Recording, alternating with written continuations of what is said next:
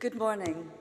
Your Excellencies, dear colleagues and friends, thank you so much for being with us this morning for our session on leveraging data for road safety, advancing strategies, policies, and monitoring progress. We've got some incredibly intelligent and well-informed people today among our panel to talk about data, but we're also hoping to have questions from the audience at the end. We would like it to be interactive.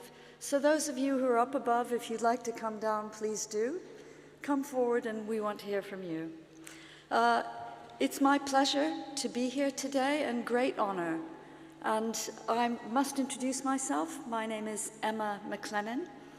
I'm the deputy head of the new Eastern Partnership Road Safety Observatory, which is funded by the European Union and supported by the World Bank, and which works with the governments in 5 different countries of the Eastern Partnership of the European Union. That's Armenia, Azerbaijan, Georgia, Moldova, and our dear Ukraine.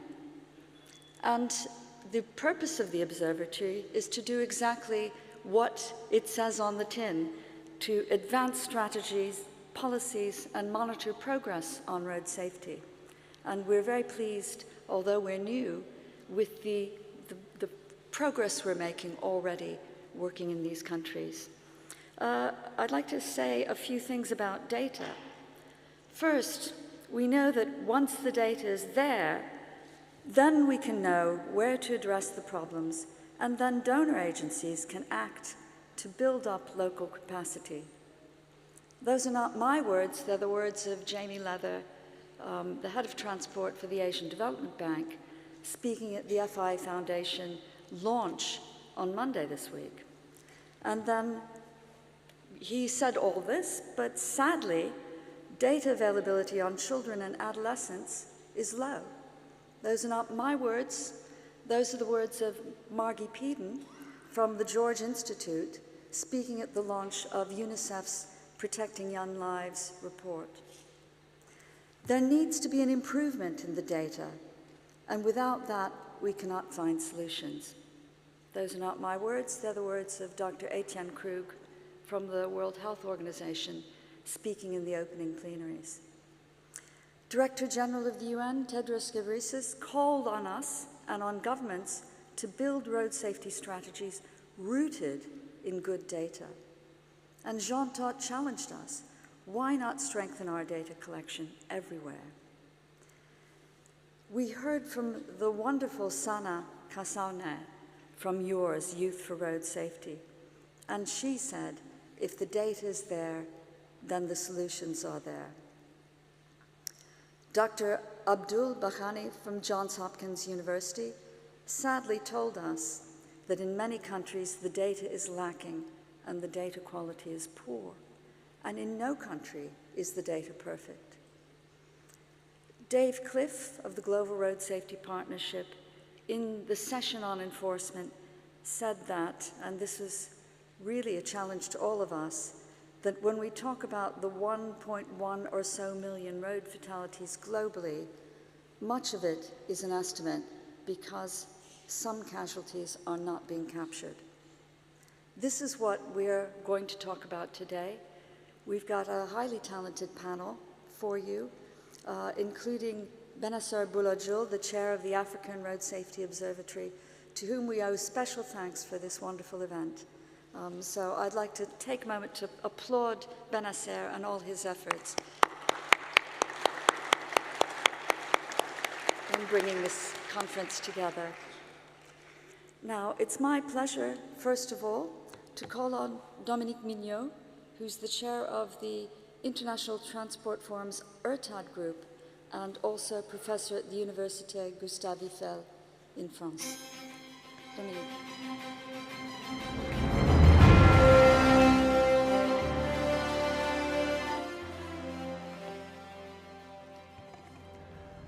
Good morning, dear colleagues. I will speak French.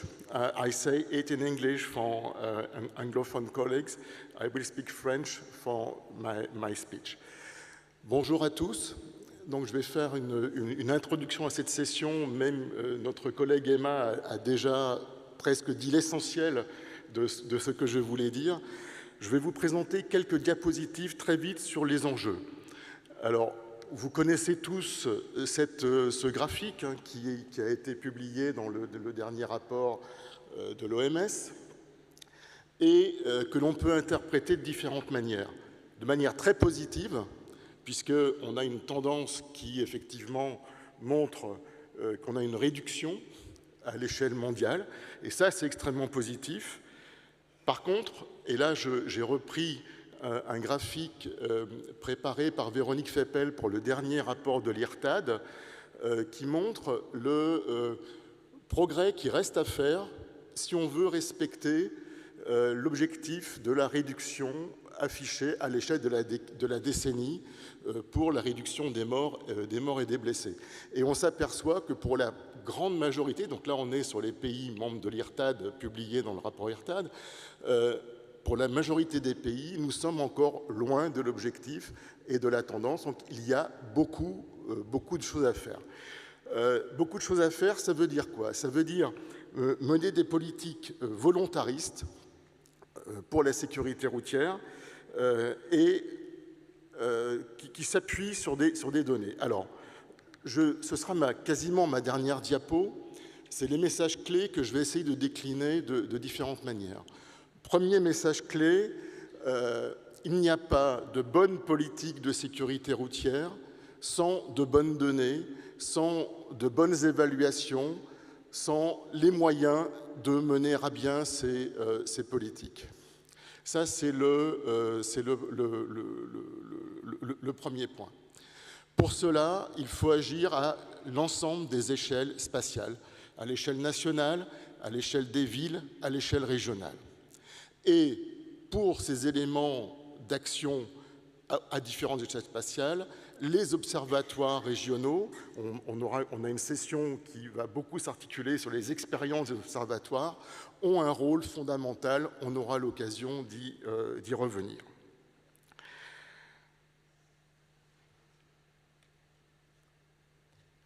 Donc je reste sur cette diapo. Alors, la question des données n'est pas nouvelle. Nous avons tous travaillé sur les données de sécurité routière depuis de nombreuses années.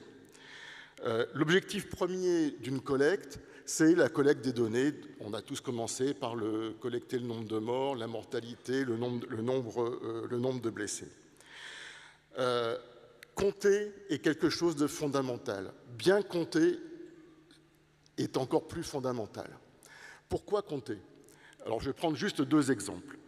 Au sein d'une ville, si on veut savoir où sont localisés les accidents, les morts, les blessés, c'est extrêmement important pour travailler, par exemple, sur la question des inégalités socio-territoriales en matière de sécurité routière. Deuxième exemple, à l'échelle européenne, si on ne sait pas qu'il y a 5 blessés graves pour un mort, on passe à côté des enjeux principaux de la sécurité routière. Donc cette question d'un juste dénombrement, et là je reste simplement aux éléments basiques du comptage du nombre de morts et de blessés, est quelque chose qui est absolument fondamental, mais qui est en même temps redoutable. Qui identifie? Qu'est-ce qu'un mort? Qu'est-ce qu'un blessé grave? Qui collecte l'information? Qui compte? Qui vérifie? Qui valide? Des questions qui peuvent être redoutables dans certains pays, qui soulèvent la question de la diversité des acteurs, police, gendarmerie, hôpitaux, observatoires de sécurité routière, les entreprises, les ONG, les assurances, mais aussi la presse.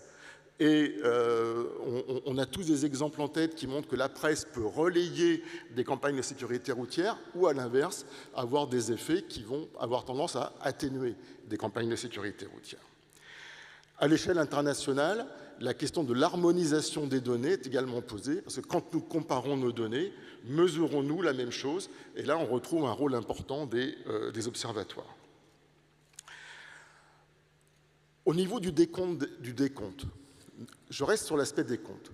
On sait bien que pour beaucoup de pays, le décompte des morts est une question qui est à peu près connu et stabilisé depuis des années. Si on regarde du côté du blessé grave, aujourd'hui, pour les blessés graves, à l'échelle internationale, nous faisons référence au MIS 3+. Très peu de pays, aujourd'hui, sont capables de produire un nombre de blessés graves au sens du MIS 3+. Donc, nous avons encore là à progresser dans cette connaissance de base du blessé grave, ce qui suppose aussi que les opérateurs que j'ai cités précédemment travaillent entre eux, les hôpitaux, les personnes qui travaillent sur l'accidentologie. Bien évidemment, nous avons de très bons exemples, des pays qui ont de très bons exemples, mais des bonnes pratiques. Ça ne veut pas dire qu'il y a une pratique absolue. Ce n'est pas parce que ça marche dans un pays que ça marche dans un autre pays. Nous avons des contextes culturels, nous avons des pratiques qui sont différentes. Et c'est là qu'il y a un intérêt, que l'on retrouve un intérêt des observatoires qui, dans leur dimension régionale, vont pouvoir harmoniser parce que des pays ont des proximités en termes géographiques, parce que des pays ont des proximités en termes culturels ou des proximités en termes de niveau de vie.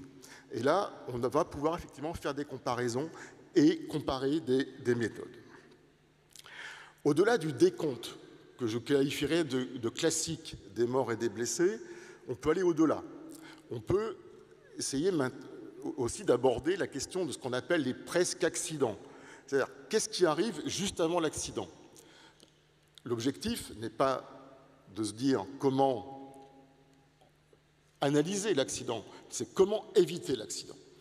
Pour tout cela, nous avons besoin d'analyses qui vont travailler sur les causes des accidents, sur les infrastructures, sur le comportement, sur le genre. Donc autant de données qui vont bien au-delà du décompte des morts et des blessés, sachant que bien évidemment l'accident est multifactoriel et donc ce n'est pas si simple de le qualifier. Ces dernières années, on a eu une montée en puissance de ce qu'on appelle l'intelligence artificielle. Et là, l'intelligence artificielle peut nous apporter de nouvelles sources d'amélioration de nos méthodes. J'ai évoqué la question des blessés graves au sens MIS 3+.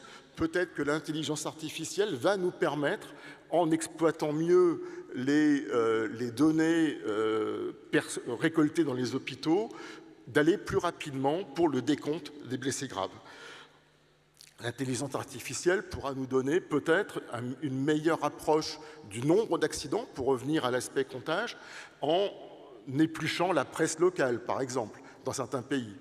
Ou alors nous permettre de faire un observatoire des vitesses. Je pensais quelques exemples, il peut y en avoir bien d'autres.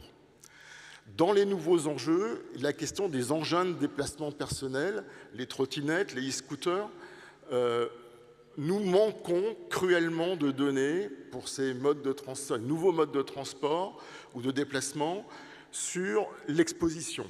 Nous avons peu ou pas de données sur l'exposition. Là aussi, l'intelligence artificielle va peut-être nous permettre d'améliorer les données d'exposition et donc d'améliorer la connaissance sur ces nouveaux modes. Dernier focus que je voulais faire pour cette introduction, c'est à quelle échelle travailler. Alors, je l'ai dit en introduction, donc c'est une fausse question, puisqu'il faut travailler à toutes les échelles spatiales, à toutes les échelles où une action est possible, à toutes les échelles où les acteurs peuvent se mobiliser. Et là encore, les observatoires ont un rôle qui est extrêmement important, puisque, au-delà de l'harmonisation des méthodes et des données, ils peuvent avoir aussi un rôle extrêmement important dans la mobilisation des acteurs locaux à l'échelle des pays, à l'échelle des régions. Je parlais de l'échelle locale. Nous avons eu hier une session sur les villes. Et il est extrêmement important d'avoir une action à l'échelle des villes. Alors, je ne vais pas reciter les villes qui étaient là hier, mais nous avons tous vu ce qui pouvait être fait, et notamment en agissant soit sur les transports publics, soit sur les nouveaux modes de déplacement, en protégeant les usagers vulnérables. On voit bien qu'à l'échelle des villes, il y a moyen d'avoir un effet levier pour améliorer la sécurité routière. C'est aussi à l'échelle des villes que l'on peut sans doute faire le plus de liens entre politique d'environnement et politique de sécurité routière. Il y a beaucoup de liens entre les zones, ce qu'on appelle les zones à faible émission qui émergent, les zones 30, qui ont comme vertu de limiter la vitesse et donc d'avoir un impact extrêmement positif sur la sécurité routière. Encore faut-il pouvoir le mesurer, et donc là, nous avons aussi besoin de données à cette échelle très fine au sein des villes. Pour conclure, et pour ne pas être trop long, sinon Emma va m'embêter, je conclurai qu'il faut faire en sorte que la compétence sécurité routière devienne une priorité à chaque échelon territorial, à l'échelle des villes, à l'échelle régionale, à l'échelle nationale et évidemment à l'échelle internationale. Et, dernier mot, il y a vraiment là un enjeu extrêmement important pour les observatoires régionaux que de contribuer à cette coordination. Merci beaucoup.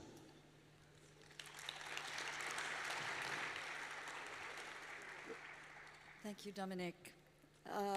Please come and join me on the stage because there may be questions to you. Thank you for that very interesting discourse. If you could sit in the second to last chair, that would be very nice. It's now my pleasure to call onto the stage some of our eminent speakers. And I would like to begin with calling Mr. Benasser Boulajul to come and join me. Thank you, Benasser.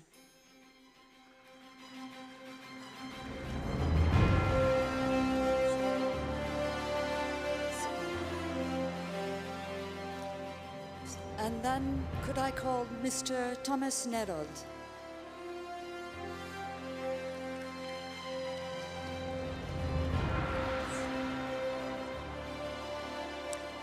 And Mr. Satya Boran.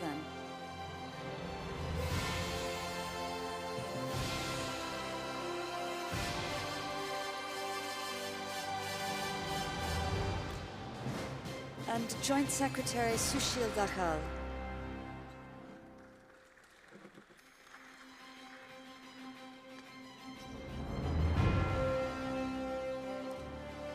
Gitam Tiwari, please join us.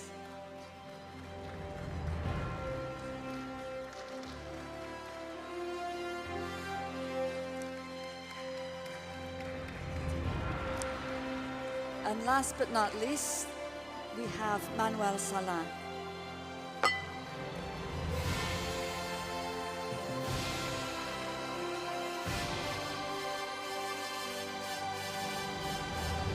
Thank you, dear colleagues. I'd like to begin today with an introduction to each of our eminent panelists.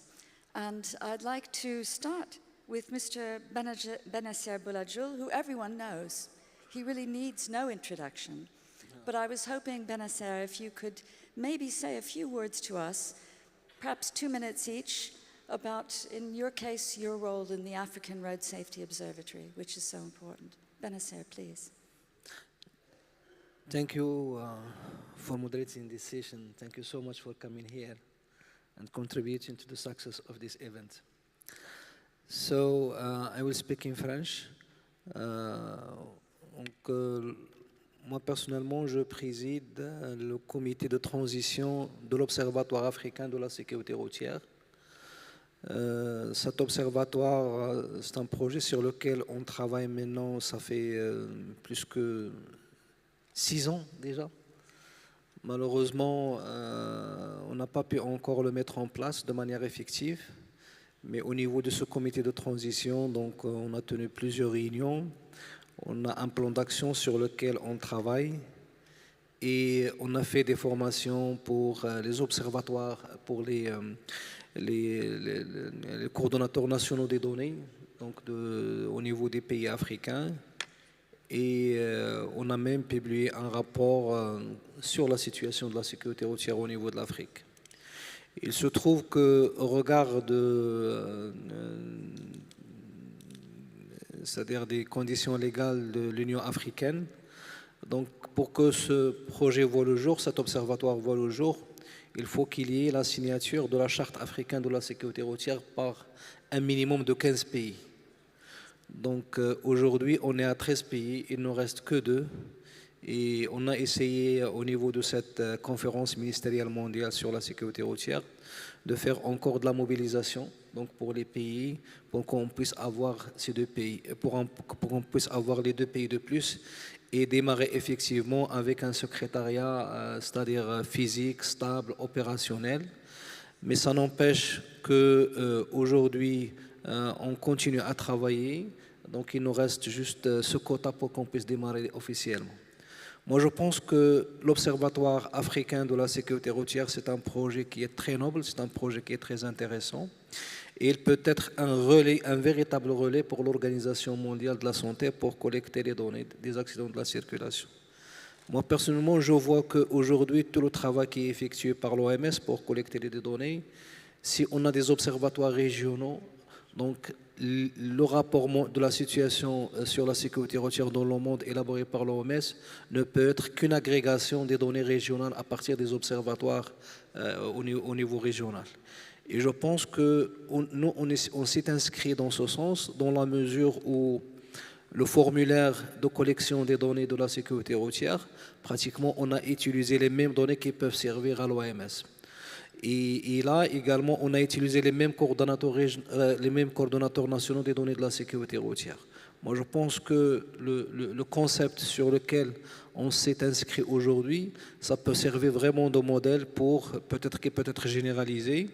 Et j'estime qu'un observatoire régional, ça peut avoir un impact énorme sur l'amélioration de la sécurité routière. Tout d'abord, ça va permettre de faire un accompagnement pour les pays pour améliorer la qualité des données, mais également servir de bonnes pratiques, partager les bonnes pratiques entre les pays et aussi investir d'autres leviers.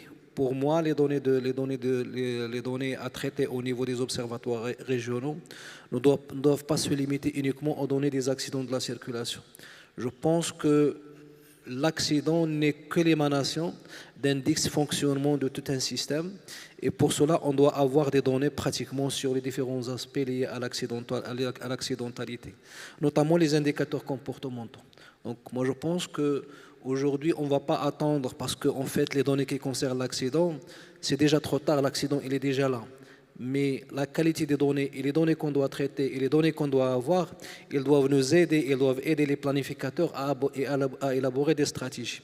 Et pour élaborer ces stratégies, moi je pense qu'il faut s'intéresser davantage à tout ce qui est en amont de l'accident, notamment les données concernant le comportement, comme par exemple le respect de la vitesse limite, c'est quoi la vitesse moyenne avec laquelle on circule au niveau d'un pays donné, quel est le taux de port du casque, le taux du port de la ceinture de sécurité, etc. Et je pense que n'importe quel observatoire, pour qu'il puisse vraiment jouer un rôle performant, il doit s'inscrire dans cette perspective. Thank you, Abonnez-vous, and we wish you every success, and I'm sure you will have that. Thank you. I'd like to turn next to Thomas Nerol, who's from the Road Safety Department. He's the director of the Road Safety Department within the Ministry of Transport in the Czech Republic.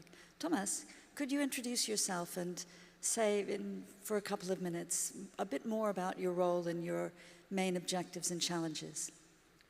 Well, thank you for having me, and I'm really honored to be part of such a distinguished panel. I've been working at the position of the head of the Road Safety Department at the Czech Ministry of Transport for, since 2018, so it's been a couple of years. And it was a lucky period of time to become a newcomer at that time in road safety community, because it was the time when we were putting together the new action plan, the new strategy for this current decade, among other positions and roles that I take in this process, it was to formulate this strategy, which was very exciting work. And I have to say, I don't want to talk about me alone.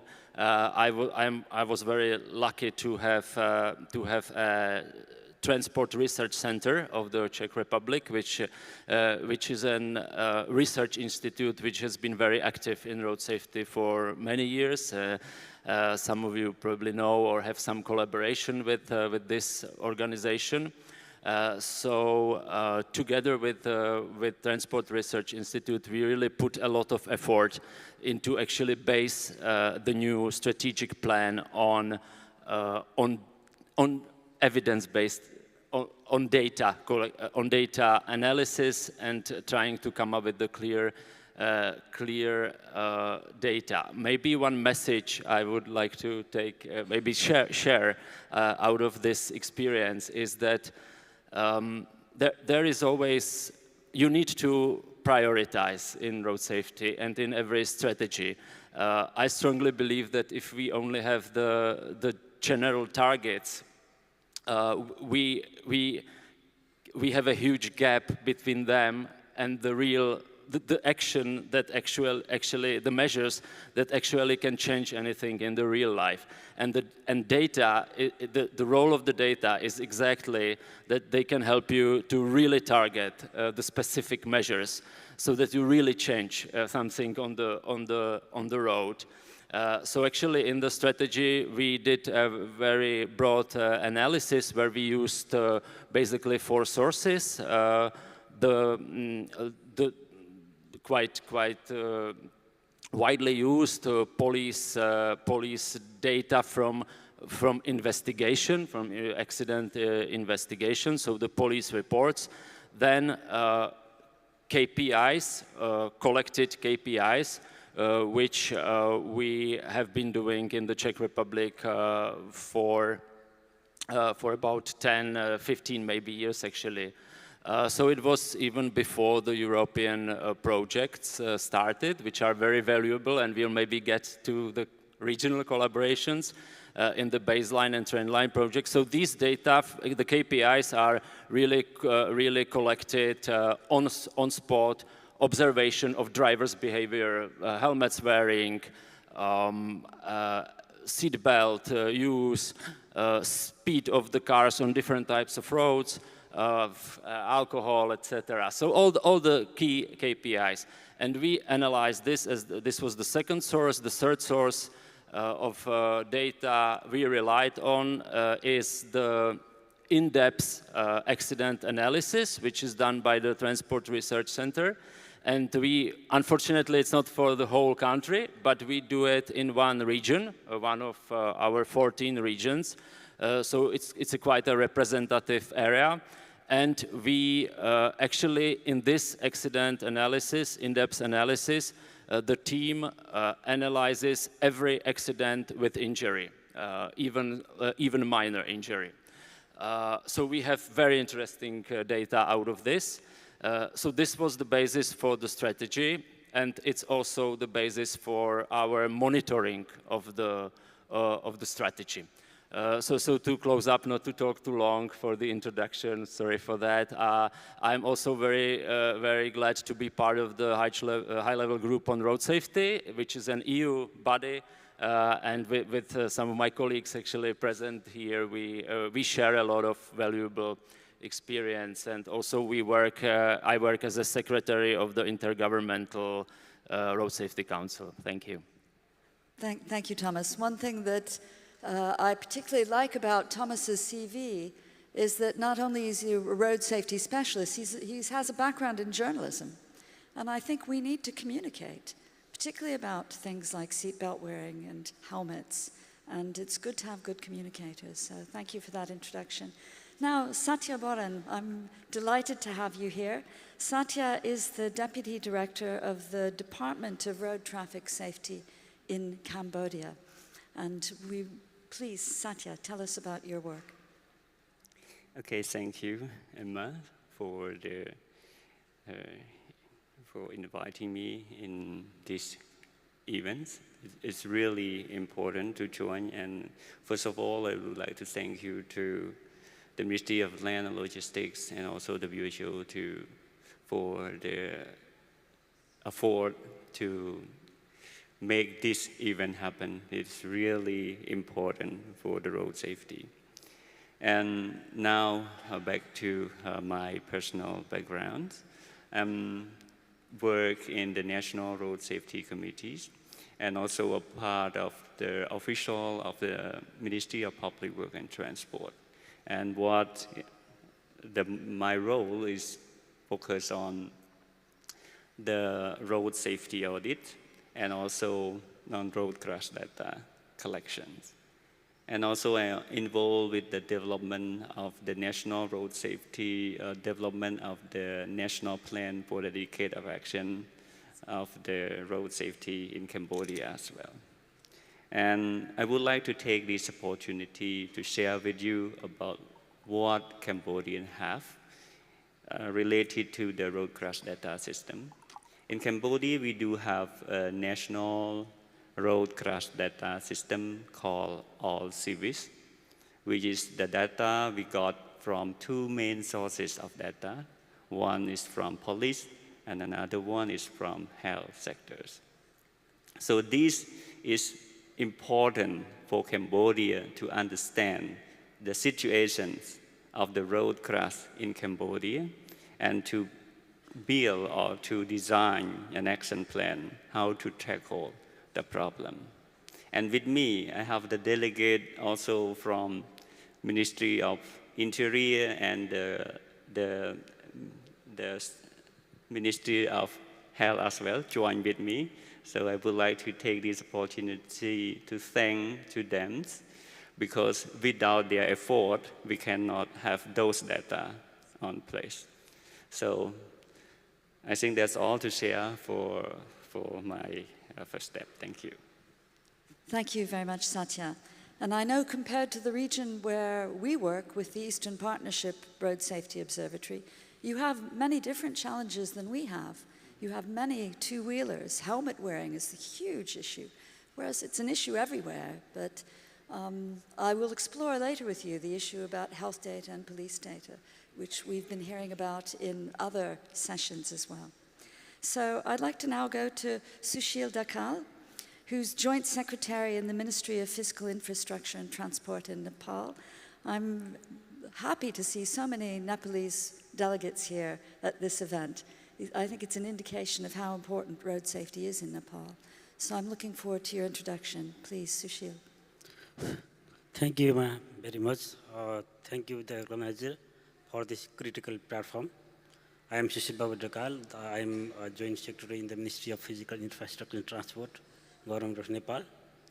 Also, I am leading the Asia Pacific Road Safety Observatory as a chairperson. And in Nepal, my ministry is the lead agency in the area of policy formulation to the implementation regarding the road safety matters. And in the recent days, we are highly concerned with the road safety issues because in every day, in average, we are losing the most, highly esteemed people in Nepal. And every numbers, every victims has impacted badly to the society and to the national economy. And these figures everywhere similar in the low-income countries in the Asia-Pacific region. So I am also concerned with this data, and we'll discuss about those issues in this platform. Thank you very much. Thank you, Sushil. And now I go to Gitam Tiwari, who I know by reputation. I don't think we've met face-to-face, but we both lecture at the Delft University road safety courses. So I'm delighted to have you with us today. Gitam is an expert in the Transportation Research and Injury Prevention Center in the Indian Institute of Technology and an eminent expert on road safety globally. Please, Gitam. Thank you, and thank you for inviting me to this very important panel. As academic, data is our daily bread and butter. We cannot do any work without good quality data. So I have been with Transportation Research and Injury Prevention Center at the Indian Institute of Technology, Delhi, for last 32 years. And now I'm an emeritus professor. So very early on, with my colleagues coming from different departments and centers within IIT, we started looking at a really detailed understanding of police data. Because as we've heard earlier, also police data is the place where you start your road safety work. And I think what 2 or 3 very important understandings we have. Data is important. More important is to understand who's collecting it and for what purpose. Police collects data for legal purposes. But this whole gathering, and now we are all more concerned about understanding the systemic risk, understanding the emerging risk in the system, and designing our effective interventions and finding out whether those interventions are effective or not. So for this reason, now we have to go a little bit deeper. Police data is good to give us trends and identify priorities. Next step is that we have understood in our work with my colleagues, mix that data with other data sources. And we need not have a lot of details for every single crash, but as good statisticians, we know how to draw reliable samples and expend our efforts in understanding details of those samples. So disaggregate data, getting into the details and understanding the motivation behind the institution or person collecting data becomes extremely important to understand reliability and to understand the usefulness of that data. Maybe just a quick 1 or 2 examples, and then we will take it up in the next round. For example, we know that so speed is important. We have a lot of new technologies which is giving us also understanding of speed and violation of speed. But my understanding of systems thinking tells me, let us identify places where majority people tend to speed up. And go back and check what is it that most people are speeding up there. How we understand that behavior and change the infrastructure. So this kind of motivation becomes extremely important. So data, but going to the next levels of how you interpret that data becomes even more important. And this is what we have been doing in our work with my colleagues.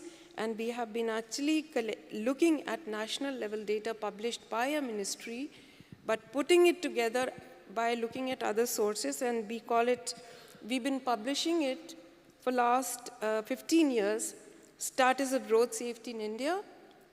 That data tells us, everybody knows that in India we have not been able to reduce total number of crashes. However, in last 5 years, the rate has stabilized. There are 10 states of India where the number of fatalities have come down. So disaggregation is important. Second important report that we have been working with Delhi government is data to action report. So taking police data and then synthesizing it in a way that the Delhi government can have very targeted interventions. So these are some good examples how you use data, and this is the kind of work we do in our center. Thank you. Thank you, Gitan.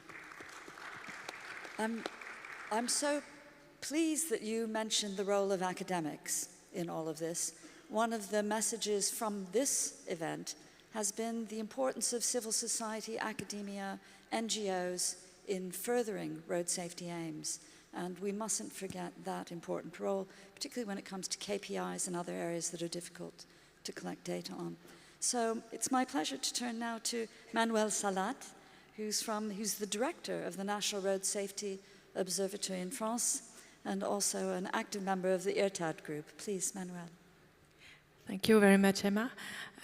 I'll be speaking in French so that our African colleagues can have a bit of French here.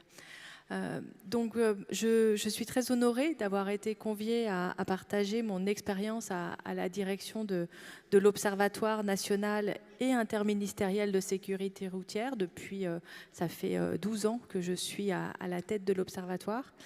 Et je remercie le gouvernement marocain pour l'organisation fantastique de cette conférence à Marrakech, l'Organisation mondiale de la santé et le Forum international des transports, l'ITF. Les missions de l'Observatoire, moi je suis un petit peu, je me sens à l'interface entre le monde académique, donc le CEREMA, l'université Gustave Eiffel en France, l'université de Strasbourg, on travaille beaucoup avec plusieurs universités, et puis le monde politique, de la décision, quels sont les leviers d'intervention, est-ce qu'ils vont être efficaces, est-ce qu'ils ont été efficaces, est-ce qu'ils sont déployés. Donc l'Observatoire a en fait 3 missions. Une première mission qui est la consolidation de la base de données des accidents de la route. Une deuxième mission qui est le fait de piloter un programme d'études et recherches. C'est-à-dire que les accidents, c'est un petit peu le baromètre. On regarde si ça monte, si ça descend. Par contre, on va pouvoir faire un petit peu un état des lieux de la situation. Mais si on veut comprendre les mécanismes, il va falloir zoomer. Et zoomer, ce sont les études, les recherches pour lesquelles le monde académique est très utile. Et puis, une troisième mission qui est l'évaluation. Lorsque vous mettez en place une action de sécurité routière, il y a une première chose à suivre, c'est à quel point cette action se met en place. C'est-à-dire que vous décidez de, par exemple, d'offrir la possibilité de mettre un éthylotest anti-démarrage dans les véhicules des personnes qui ont commis des infractions. Si vous ne mettez pas en place un système pour suivre combien de personnes vont utiliser cet éthylotest, le jour où vous voulez évaluer l'efficacité de la mesure, bah vous n'avez pas de données. Donc c'est extrêmement compliqué d'évaluer l'efficacité. Donc pensez bien, lorsque vous prenez une décision, c'est comment je vais suivre si cette décision est suivie des faits, et puis après, est-ce qu'elle a une efficacité dans la lutte contre la sécurité routière, contre l'insécurité routière, pardon. Donc ce sont les 3 missions, et ça se résume d'une certaine façon dans un document que l'Observatoire publie depuis 1954. Vous allez sur le site internet de l'Observatoire, vous avez chaque document pour chaque année depuis 1954. Et ce document, donc le bilan annuel, il a les 3 volets.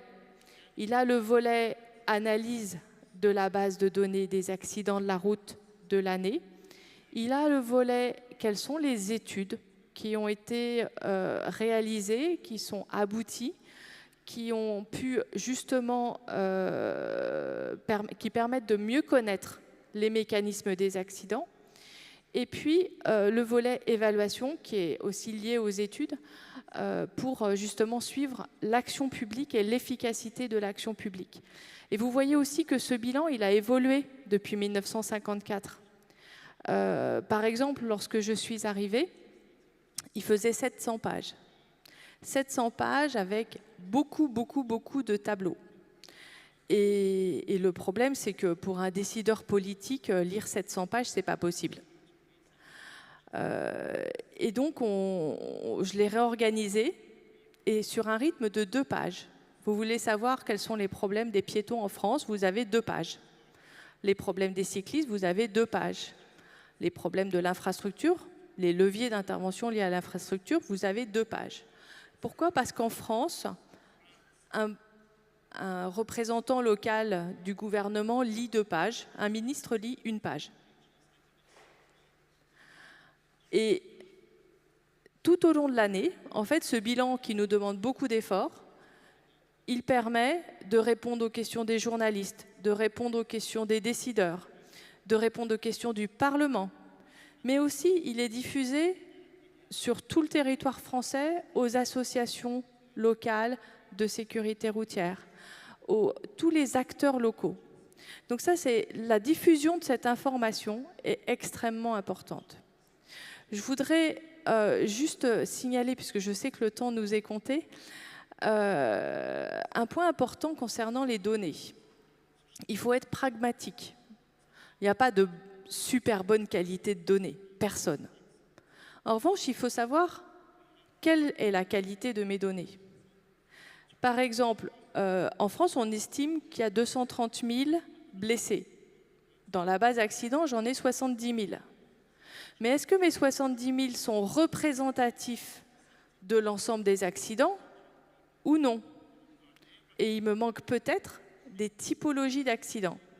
En particulier, juste si vous avez un message à retenir, allez regarder dans vos pays, est-ce que j'ai les accidents seuls de 2 roues, qu'ils soient motorisés ou pas.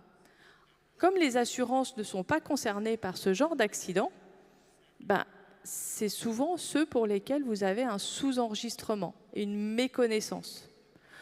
Or, les accidents seuls de 2 roues, en tout cas en France, mais j'ai l'impression que dans d'autres pays européens, en tout cas, c'était bien un peu ces proportions-là. C'est peut-être 1/3 des morts en 2 roues motorisées, en motocyclette et cyclomoteur, mais c'est 60 ou 70% des blessés.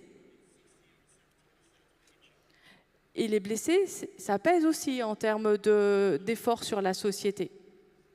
Par rapport au coût de l'insécurité routière en France, 1/4 du coût, c'est les morts. Un autre quart, ce sont les blessés graves. Et la moitié, ce sont les blessés légers et modérés. Ne les oubliez pas, parce qu'après, ce sont des gens qui vivent avec des handicaps ou des difficultés ou un stress post-traumatique après l'accident. Thank you, Manuel. I mean, there are so many excellent points in that. And I particularly, having worked in Parliament, in British Parliament, I loved your point about 2 pages for a local mayor or someone and 1 page for a minister, and I know that to be true. We need to be good communicators. But I also appreciated all the points you were making about the underreporting in certain areas. And I wonder actually if I could jump to Thomas, because I'm wondering now what new tools there may be available for us for capturing data that we're not capturing today. Are there any new technologies that could assist us? And sometimes in low and middle income countries, you can get a sort of jumping forward through new technologies when they're made available. I wonder if you could comment on the Czech experience, because I know you've done some work on this. Well, to maybe, I'm not really going to pretend that I'm a technology expert, but what I will try to share with you, or give you the idea, is from a position of the ministry, so the authority who actually sets the plans and the policies, where we kind of stand now, and it's a very fresh experience. So maybe to put it into a context with the data use in road safety, I think the current data landscape or road safety data landscape is quite is very exciting, but a little bit confusing at the same time, because we actually don't even use, as was said before, we don't even get a good use of the, let's call it, traditional data that we have from the police reports. The police reports, and it was mentioned here, are quite limited. Then it's very difficult to actually pass it to the decision makers, that they really use the data. So we have a lot of traditional data, but we don't even make the decision makers always to really believe in the data. They often believe in what is their perception. And at the same time, we now, and here comes to play the new technologies, we have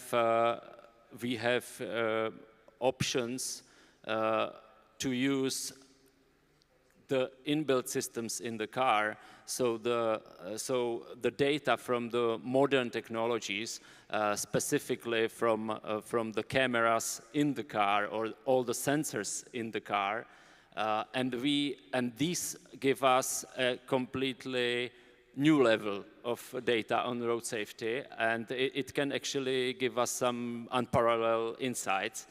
And to be more specific, what our new or fresh experience is we are trying now, and we started a project which we finance from a state damage prevention fund to actually get buy data from automotive. I will not be specific here, and to at the same time analyze it together with the insurance sector, which is involved, and with the data analysis specialists, and to actually define the road safety hotspots in a more detail out of this data. Again, I cannot be really specific on this because every automotive is very much focused on not really making this public what they have, what kind of data, but you can get information from the hazard warning, and you can get information about direction before the emergency braking. So the emergency braking is very important data source because it shows you irregularities of behavior of either the car or the driver. And you can get precise data, whether a vulnerable road user was involved, whether where happened the incident, exact location, direction of the speed, etc. So you can actually really see in a kind of heat map where the cars and the drivers behave irregular. So it's an excellent tool to actually really have a hotspot. And now come to kind of close it up.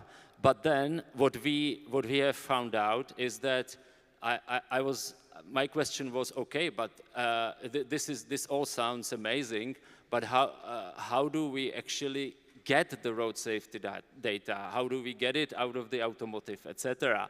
And honestly, like, this is a huge challenge because first, and this is maybe my kind of a call to the private sector too, like it's necessary to really be more open from the side of the automotive on this, because anonymous data for road safety research is very important, but actually to get it out of the automotive, you pay a high price, and it's difficult to really get the interest into collaboration. So once you actually get it for the road safety research, you have another challenge, which is that you have very, very broad, immense data from the cameras, and you need to analyze it, which, however, is possible. And we are now taking the first steps to get a kind of heat map of the road safety hotspots. Vanessa, I wonder if I could turn to you. Thank you, Emma. Juste par rapport à cette question des nouvelles technologies, je vais parler un petit peu du cas du Maroc. Alors aujourd'hui, on avait un système de collecte de données qui se basait sur les documents ou bien les formulaires qui sont renseignés par les corps de contrôle, notamment la police en milieu urbain et la gendarmerie royale au niveau du réseau routier en race campagne. Et ces formulaires, bon, ils sont renseignés à la main et doivent être envoyés pratiquement à la fin de chaque mois parce qu'on doit respecter la définition des tués. Un tué, c'est les tués à 30 jours. Et ils sont envoyés, donc nous on procède au niveau central à la saisie pratiquement de ces formulaires, et de là on dégage un petit peu c'est-à-dire on constitue notre base de données et on fait le rapport, pratiquement le même rapport qui a été présenté tout à l'heure par Madame Salaté. Alors il se trouve que dans ce système que je viens de décrire, nous avons énormément de dysfonctionnements, notamment par rapport à la géolocalisation des accidents de la circulation. Et je pense qu'une base de données qui, par exemple, qui génère une centaine de variables avec des milliers d'observations, je pense que ça perturbe toute sa crédibilité si on n'arrive pas à territorialiser, à géolocaliser ces accidents pour pouvoir dégager des cartes, c'est-à-dire des cartes de distribution, de répartition des accidents de la circulation sur le réseau routier ou bien au niveau des villes. Et de là, donc, on a élaboré un nouveau système qui est en phase de test et qui va commencer pratiquement à partir du mois de juin de cette année. Alors, ce nouveau système, il se base justement sur l'intégration de nouvelles technologies pour répondre notamment à cette question de géolocalisation. Donc, la gendarmerie et la DGSN auront entre les mains un nouveau système qui va permettre tout d'abord la première information de savoir le lieu exact de l'accident et à travers ce système, donc, les informations sont collectées et envoyées en temps réel donc, au niveau central. Donc ça nous permet d'avoir peut-être dans la journée ou dans la journée qui suit pratiquement les accidents qui ont eu lieu dans la journée avec un minimum de données. Et ces données pratiquement à un niveau minimal vont nous permettre de suivre et de réagir en temps réel s'il y a par exemple des dysfonctionnements ou des tendances un petit peu critiques. Autre chose, c'est que on va à la fin de chaque mois, parce qu'on doit respecter c'est-à-dire on doit respecter la définition des 30 jours, donc on ferme, c'est-à-dire un dossier il est ouvert, il est fermé à partir après 30 jours. Et de là, ça va nous permettre justement d'avoir aussi une rapidité au niveau de l'édition du rapport, parce qu'aujourd'hui, il faut attendre pratiquement le mois de mars ou bien le mois d'avril, l'année qui suit, pour pouvoir élaborer le rapport. Alors à travers ce nouveau système, donc ça va nous permettre justement d'être beaucoup plus rapide au niveau de l'édition du rapport annuel, parce que nous avons au niveau de l'Agence nationale de la sécurité routière la responsabilité au vu de la loi d'élaborer le rapport annuel sur la situation de la sécurité routière dans notre pays. Moi, j'ai un autre objectif beaucoup plus important, parce que justement cette question de matching data, donc c'est-à-dire d'être ouvert ou bien d'avoir la comparaison de différentes bases de données, je pense qu'un certain nombre de variables, bien qu'elles sont renseignées par la police ou bien par la gendarmerie, méritent d'être peut-être renseignées par d'autres corps, notamment pour tout ce qui est lésion, parce qu'un gendarme, un policier n'est pas un médecin, donc il ne peut pas apprécier les degrés de lésion concernant les victimes des accidents de la circulation. Donc du coup, c'est intéressant d'avoir une interaction de ces systèmes avec les ambulanciers qui font tout d'abord, c'est-à-dire les services de la protection civile qui font le transfert, donc pour avoir des données sur le transfert, comment ils ont récupéré cette victime sur le lieu de l'accident, etc. Mais également avoir de la confirmation, et c'est-à-dire l'avis du médecin. Donc toute la partie qui concerne le décès ou non, blessé ou non, etc., avec les degrés de lésion, moi je pense que c'est une information qui doit être émanée et renseignée par les services hospitaliers, les structures d'accueil.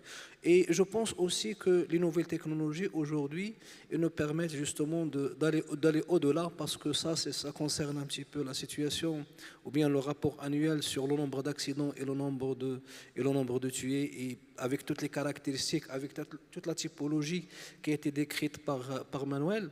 Mais je pense qu'aujourd'hui, on a d'autres données qu'il faut aller chercher ailleurs. Au niveau, par exemple, aujourd'hui, les radars automatisés que nous avons, donc ils permettent de donner énormément d'informations sur le niveau d'infraction, sur le niveau de comportement en matière de vitesse. Il y a aussi un certain nombre de systèmes embarqués qui peuvent fournir également de la data de qualité sur le comportement des conducteurs, mais aussi toute cette intégration, mais cette ouverture par rapport à d'autres systèmes d'information, comme par exemple le système des assurances. Moi, je pense aussi qu'on a énormément de données qu'on ne traite pas. C'est ce qu'on appelle tout ce qui est données les accidents non corporels.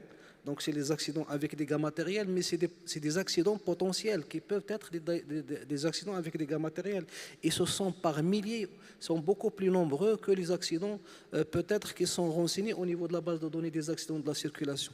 Et aujourd'hui, justement, dans cette interopérabilité des systèmes d'information, nous avons signé une convention avec la Fédération marocaine des assurances qui va nous permettre justement d'accéder à leur base de données pour pouvoir analyser toutes les informations concernant les accidents avec dégâts corporels. Et je pense aussi qu'il y a un certain nombre d'informations qui ne méritent pas d'être renseignées directement par le policier ou par le gendarme, dans la mesure où tout ce qui est caractéristique des véhicules, donc si on a l'accès à la base de données des véhicules, le registre des véhicules, donc on peut récupérer toute la data qui concerne les véhicules. Et si on a accès également à la base de données des conducteurs, les permis de conduire, donc on a énormément d'informations. Moi, je pense qu'aujourd'hui, cette interopérabilité du système d'information s'impose et ça peut enrichir en fait la qualité de données et aussi la qualité des traitements. Thank you so much, Minister. That was very. You raised so many very interesting and important issues, and I love the word interoperability, because it's key in what we do. And we've been hearing a bit, you touched as well on MICE 3 and injury data, etc. Satya, I'm going to turn to you, but one of the things that we know is pressing is matching the health service data to the police data. And it seems that nowhere is there tremendous success in doing this. There always seem to be barriers. But also Benazir has raised many other sources of data, the insurance industry and others, where we could be harvesting data for public health, which would be really, really helpful. I wonder, Satya, if you could say something about Cambodia and how you use the health data and the police data together to help you formulate your policy perspectives. Okay, thank you for the question. And this is a long story for Cambodia, how to combine these two main sources of data together. And also I would like to take this opportunity to thank that, because without the support from the expert from ITF and also Handicap International, so this also could not happen. And the Johns Hopkins as well is the one of the institute that always support Cambodia in improving the road crash data collection. So let's start from the beginning. So first, two ministries have collected road crash data, but they collect separately. So we want to integrate that road crash data system, because if we depends on the police data, so some victim that fatal in the hospital, we will be lost. So we have to ensure that all the fatality data will be registered into our system. So in order to do this, we have a standardized form throughout our country, and the form between police data and the hospital data could link to each other.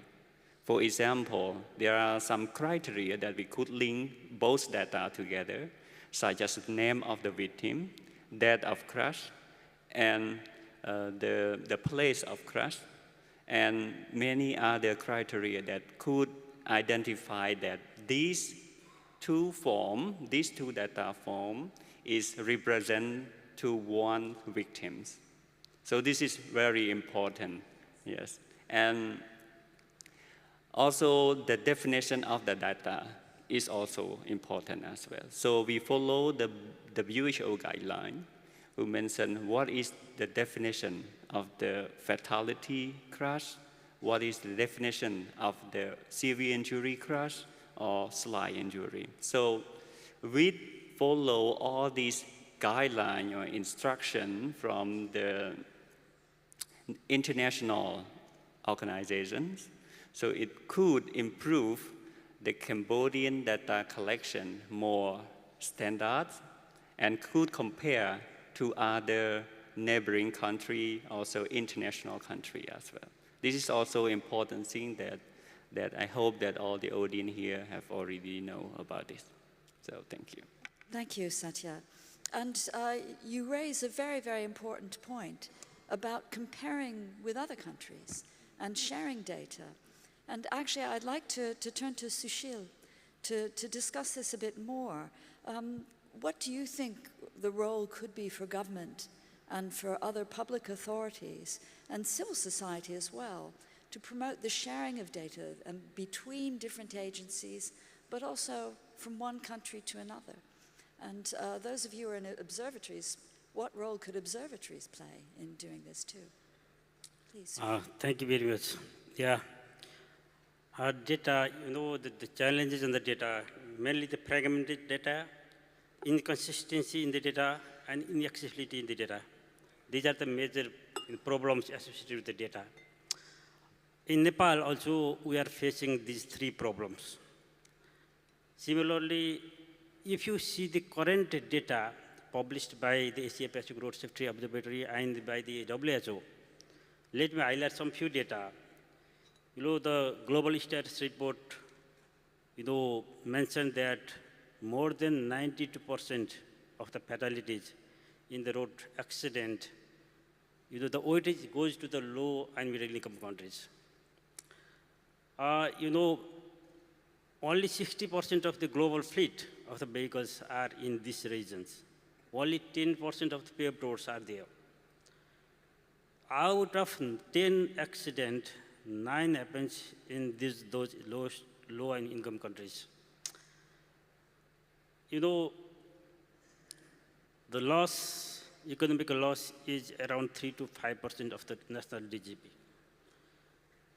It is very bad to say that 21 deaths on 100,000 in the low-income countries, whereas 8 in high-income countries. This shows that there are huge investments to be made on the data preparation. Why? Because data informs us the policy-making process, data advises us the making the strategy, and data informs us what to do, when to do, and how to monitor it. Ultimately, the data will facilitate us to make the improvements in the fact basis, in the factly outcome basis. That is why we have to work for the data. We know every crashes are particular. It gives the story separate, and those will give us the separate lesson. So every story in every country is a lesson for another country. The Asia Pacific Road Safety Observatory, which is a regional forum, which is focal to this region for the road safety, it bridges the gap to fulfill the gap in terms of the data, standardization, data integration, and data dissemination. So this forum, make the data precise by making the experts, officials of those regions, making them capacity building programs. We have recently visited Japan. We have learned many things there regarding the compact city concept, how to develop the people-oriented city, how to make the street not designed for only the vehicle, it shall be designed for the people. So these are the things to be made, and we, as the road safety is a shared responsibility, there is importance between the intergovernmental agency as well as the inter-country share the experience. Let me highlight some,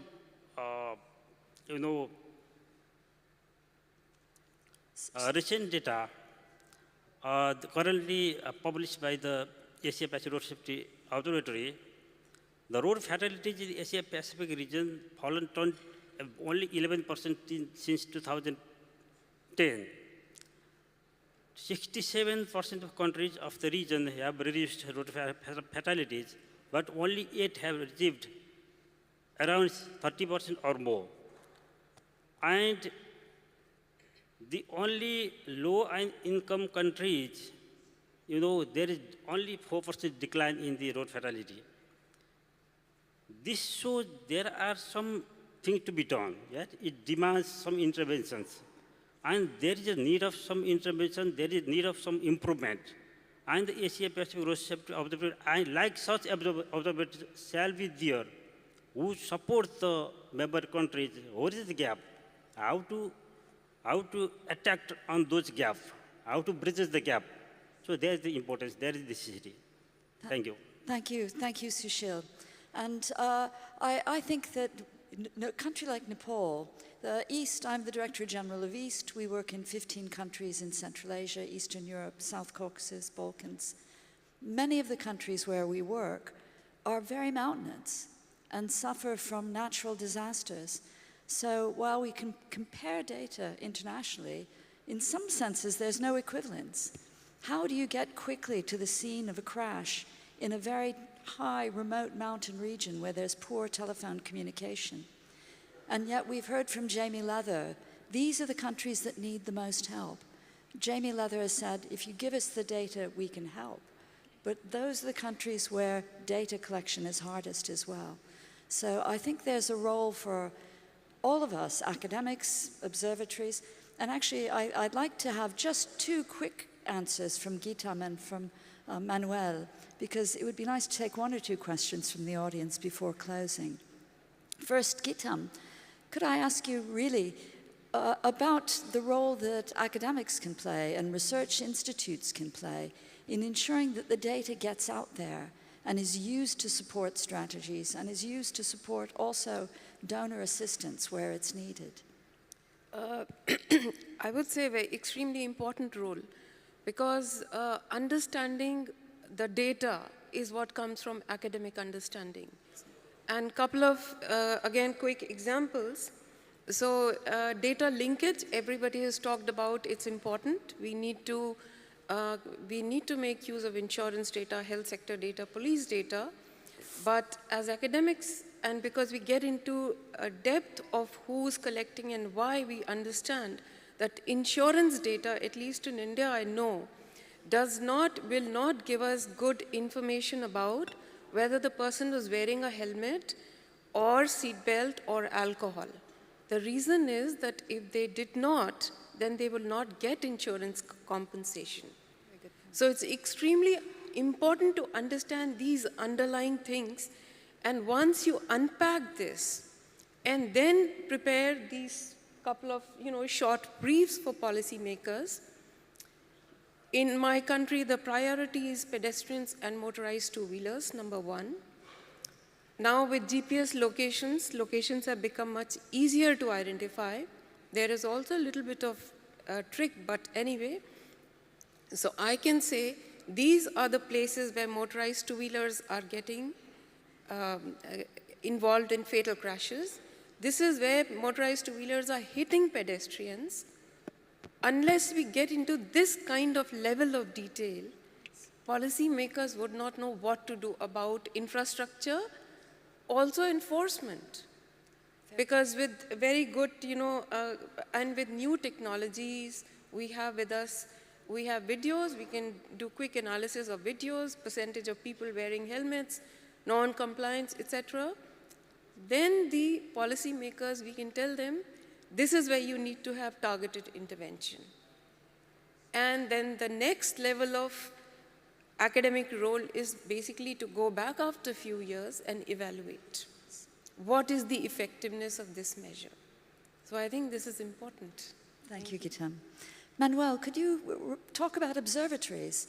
I was a little bit sad to see that the word observatory wasn't included in the declaration, although data plays an important role. But I understand that observatories are still held as very important by the global road safety community. Could you please underline for us what their role is in all of this? Alors, le rôle des observatoires, en fait, il y a des observatoires à tous les niveaux. C'est-à-dire qu'en France, je suis l'observatoire national, mais j'ai des observatoires départementaux, au niveau du département, des observatoires régionaux. Donc ces observatoires, en fait, je les réunis, ça leur permet, entre départements, de discuter des méthodes de travail, des difficultés, parce qu'ils sont tout seuls dans chaque département. Donc le rôle de l'observatoire, c'est d'échanger avec d'autres personnes qui ont le même métier. Et de mon côté, en tant qu'observatoire national, je suis toute seule en France. Et donc je vais discuter avec des observatoires nationaux des autres pays. Et l'observatoire régional européen, c'est le lieu où nous pouvons nous rencontrer, échanger sur nos méthodes, avoir de nouvelles idées et de temps en temps produire des indicateurs qui sont comparables entre nous. L'IRTAD, puisqu'on en a parlé, donc au sein de l'OCDE, c'est un niveau international, donc encore un niveau supérieur. Et ce que j'aime beaucoup avec l'IRTAD, c'est qu'il y a à la fois des gens comme moi, observatoires, qui sont proches de la décision politique, et des académiques qui sont toujours à dire « je veux plus de données, il faut que les données soient de meilleure qualité ». Alors, mon dernier message par rapport à ça, c'est que finalement, on peut faire des choses très compliquées en sécurité routière. Mais pour le politique, déjà, il faut avoir des messages simples, un diagnostic qui est simple, qui est d'autant plus important que, comme on le dit souvent en France, il y a 65 millions d'habitants et 65 millions de spécialistes en sécurité routière. Ça veut dire que, en fait, les gens, ils ont ça dans leur trip, gut instinct. Ils savent ce qui est bon en sécurité. Quand la route est droite, c'est confortable. Ce que je sais, moi, observatoire, c'est quand la route est droite, les gens vont plus vite que ce qui est nécessaire. Ils auront peut-être une perte de contrôle, pas très souvent, mais comme elle sera à vitesse élevée, la gravité de l'accident sera importante. Et donc, en gros, les morts sont surtout sur les routes droites, en plein soleil, hein, il fait beau, et la route est large. Et donc, il faut faire attention avec les observatoires, on peut dire où sont vraiment nos morts. Est-ce que c'est sur une route accidentogène, parce que c'est une route de montagne avec le précipice, la falaise, mais finalement, il n'y a personne sur cette route. S'il n'y a personne, il n'y a pas d'accident. Elle a beau être très dangereuse, il n'y a pas d'accident.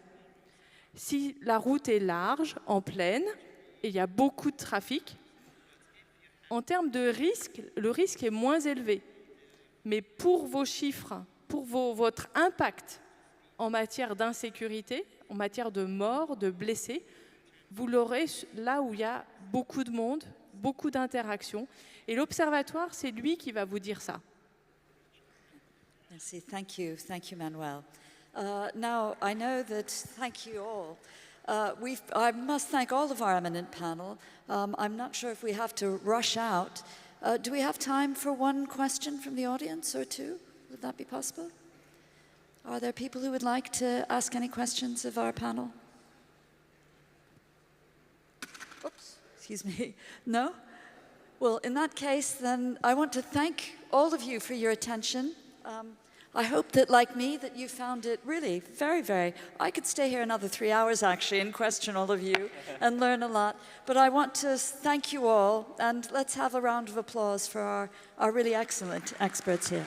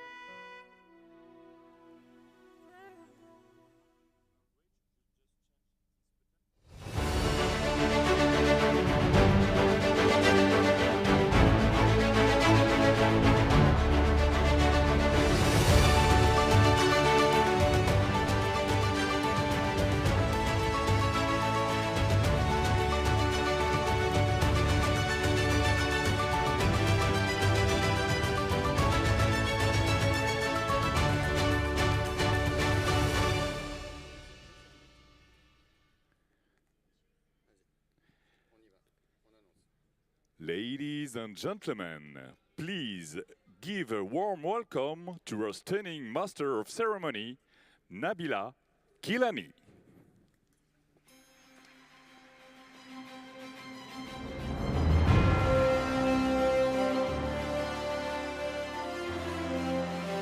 السيدات والسادة، الحضور الكريم، عشاق السينما والملتزمون بقضية السلامة الطرقية، أهلاً وسهلاً بكم إلى حفل توزيع جوائز السلامة الطرقية، والذي يتزامن مع انعقاد المؤتمر الوزاري العالمي الرابع للسلامة الطرقية هنا في مدينة مراكش، القلب النابض للثقافة والفن في المملكة المغربية. قبل أن نبدأ، ولأول مرة تنظم مسابقة دولية للابتكار والاختراع في مجال السلامة الطرقية، على أمل أن تصبح تقليداً يواكب الدورات المقبلة للمؤتمر الوزاري العالمي للسلامة الطرقية. تود اللجنة التنظيمية التوجه بالشكر الجزيل إلى أعضاء لجنة التحكيم الذين جعلوا هذه المبادرة ممكنة: منظمة الصحة العالمية، المنظمة العالمية للملكية الفكرية، مجموعة البنك الدولي، المنتدى الاقتصادي الدولي، المكتب المغربي للملكية الصناعية والتجارية، جمعية أوفيد، الجمعية المغربية للبحث والابتكار، والوكالة الوطنية للسلامة الطرقية. بعد تقييم دقيق من لجنة التحكيم، تم اختيار الفائزين بناء على معايير دقيقة. أدعو برايت أوايا، منسق الدعوة للسلامة الطرقية، لتسليم جوائز الابتكار.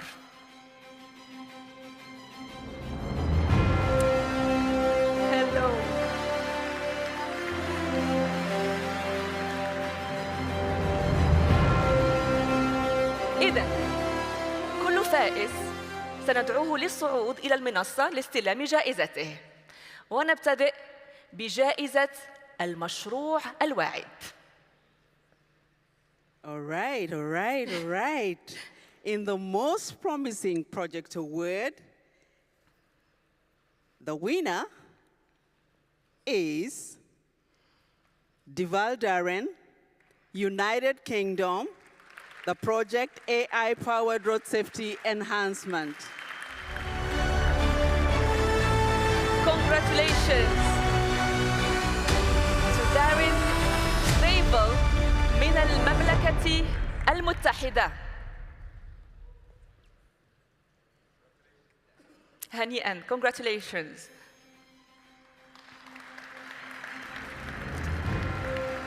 In the center of the stage, please, to take your prize.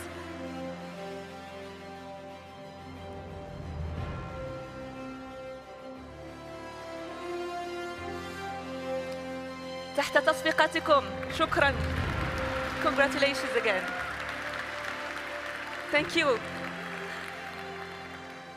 جائزة لجنة التحكيم الآن. So the prize of members of jury, please.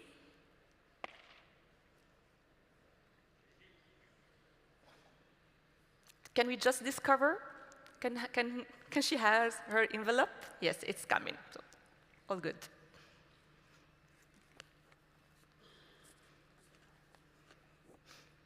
And yes, the jury's prize goes to Habahur Adib of Morocco, the project Breaking Cooling System Utilizing Decent Energy Recovery. مبروك إذن للفائز أديب الهرهوري من المغرب. مبروك، تفضل.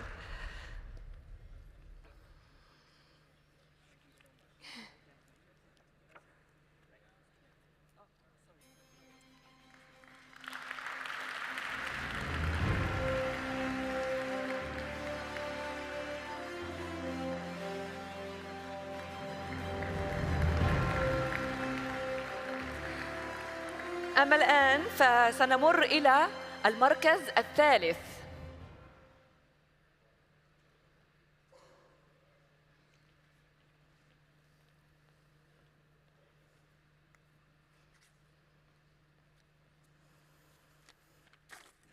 Suspense. This didn't want to come out, but the third prize goes to González Azahara from Spain. Congratulations. هنيئا للفائزة غونزاليس أزهارا من إسبانيا.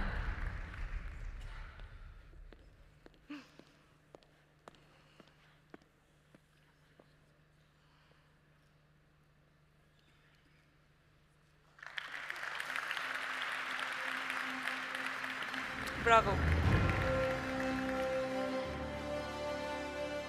وصلنا جميعاً إلى المركز الثاني دائماً من فئة الإبداع. The second prize goes to Jacques Dixmude Adeline, forgive my African accent, from Belgium.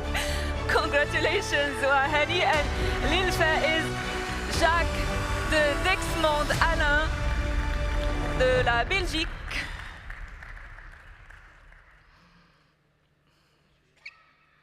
Bravo encore une fois. Pour le deuxième prix, المركز الثاني في جائزة الإبداع والابتكار. Bravo, congratulations. السيدات والسادة، وصلنا إلى الفائز أو المركز الأول والذي سنكتشفه جميعاً. And finally, in this category, first prize goes to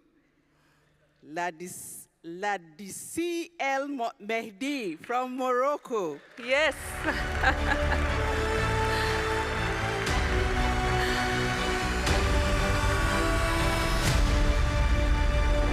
مبروك للمهدي العديسي من المغرب. برافو.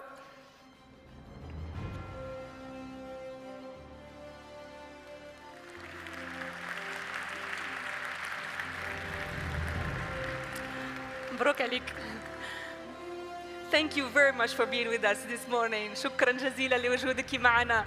هنيئاً لكل الفائزين على إبداعاتهم والتزامهم بجعل طرقاتنا أكثر أماناً من خلال الأفكار الطموحة والتقنيات الواعدة التي اكتشفناها اليوم. نرى بوضوح مستقبل أكثر أماناً وذكاء ومسؤولية. وهنيئاً كذلك لكل المشاركين المؤهلين القادمين من هونغ كونغ إلى سانتياغو تشيلي، الذين وصلوا إلى المرحلة النهائية من 119 فكرة رائدة في مجال السلامة الطرقية. شكراً جزيلاً لكم. برافو.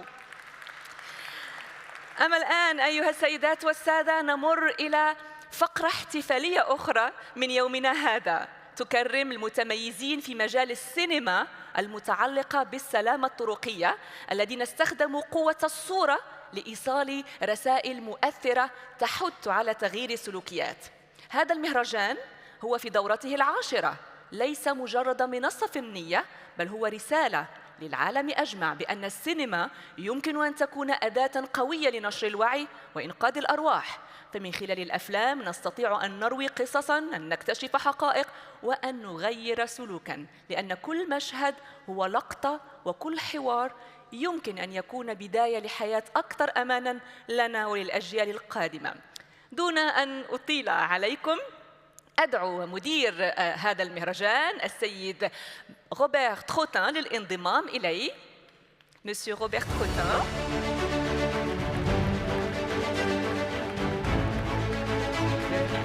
Bonjour. Vous allez avec nous pour expliquer.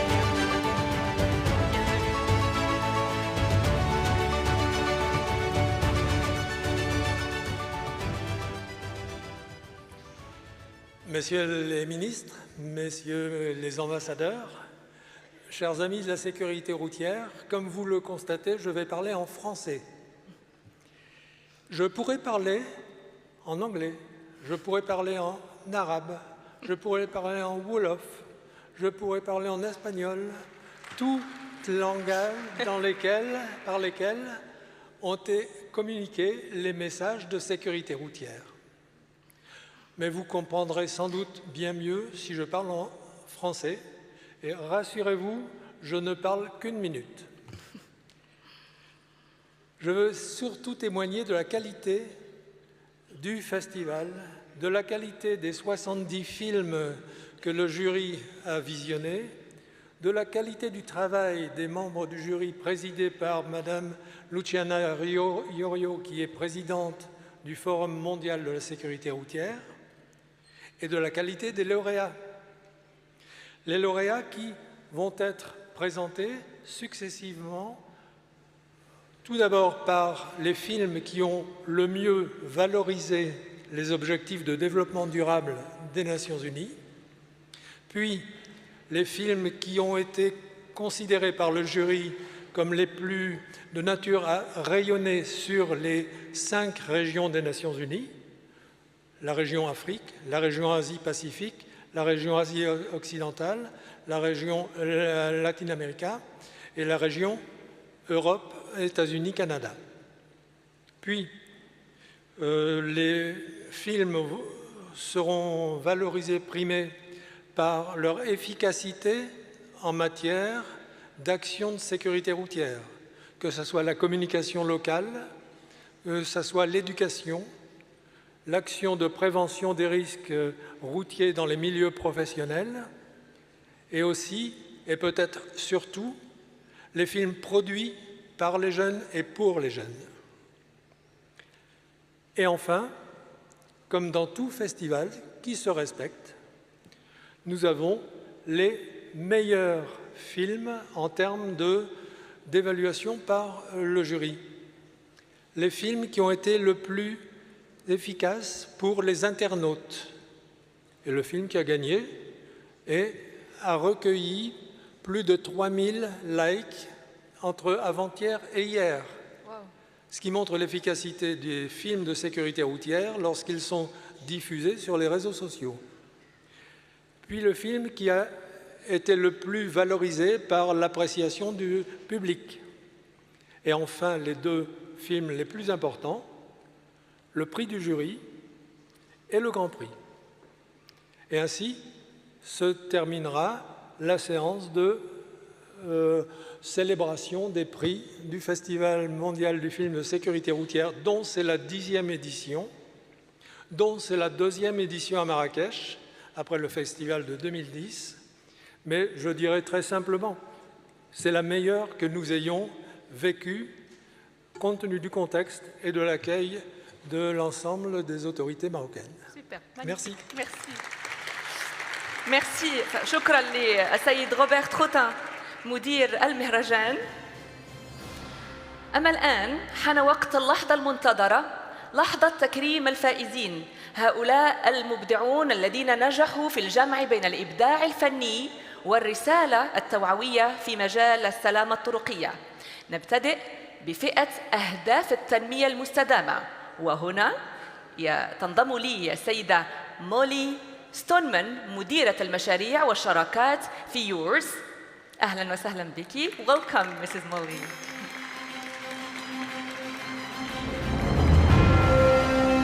Nice to meet you. So you are going to give all the prizes of this category. Are you ready? Okay. الهدف الأول إذن فئة مدن ومجتمعات محلية مستدامة. They are giving you the envelope.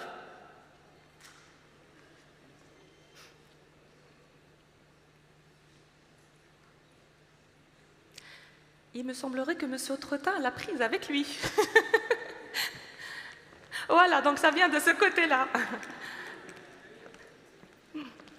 Super, M. Tretin. Heureusement, vous êtes le directeur du festival.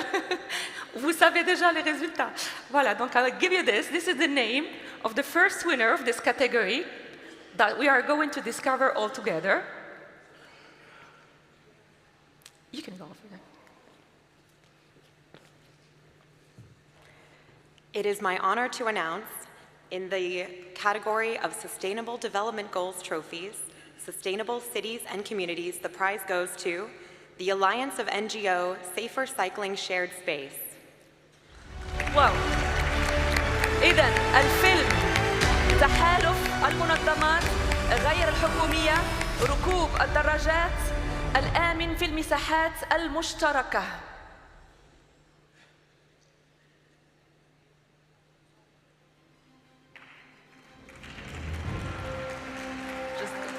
Congratulations again. Just in the center of the stage, congratulations again. Venez au milieu. Ok, vous pouvez rester ici.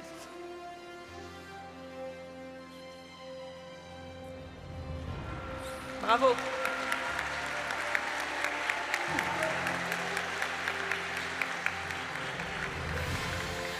ودائما من ورائي هنالك معلومات عن هذا الهدف الذي يتم تكريمه والذي ينجح ويربح معنا كل مرة.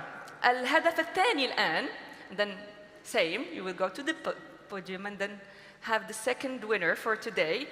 الهدف الثاني الصناعة والابتكار والهياكل الأساسية والفيلم.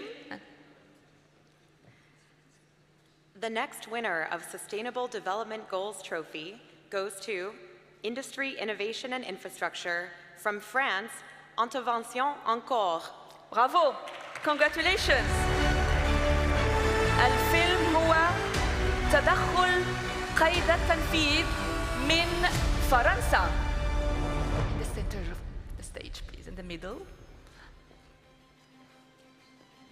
Félicitations! Bravo!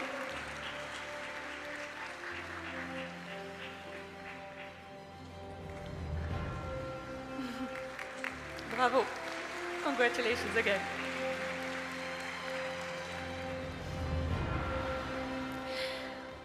والآن نمر إذن إلى الهدف الثالث والمتعلق بالعمل اللائق ونمو الاقتصاد. And we are going to discover the movie together, the winning movie. And the next winner in Sustainable Development Gold Trophies goes to, in the category of decent work and economic growth, to Portugal, prevention of crashes in rural areas. Congratulations to Portugal. هنيئا إذن للبرتغال بفيلم منع الحوادث في المناطق الريفية.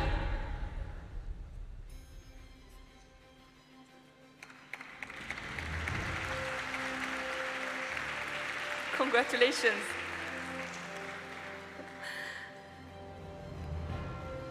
مباشرة نمر إذن وإياكم إلى الهدف الرابع والفيلم الرابع دائما في هذا الشق من الأهداف، وهو المساواة بين الجنسين. وسنتعرف معا على الفيلم الذي ربح معنا في هذه الفقرة. تفضل. Yes, please go ahead. In the category of gender equality, from Tunisia, gender equity in vehicle safety. Bravo.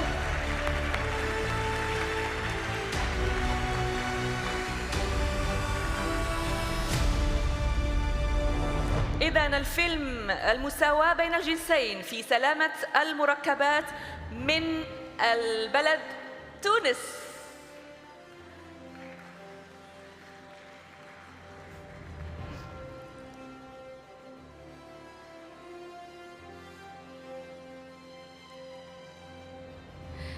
مبروك. Congratulations to Tunisia for this movie. Bravo. Bravo.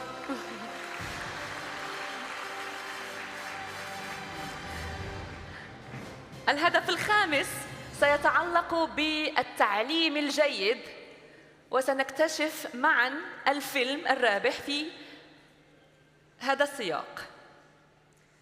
In the category of quality education, to India, sandwich. الفيلم إذن الخامس وهو ساندويتش من البلد الهند.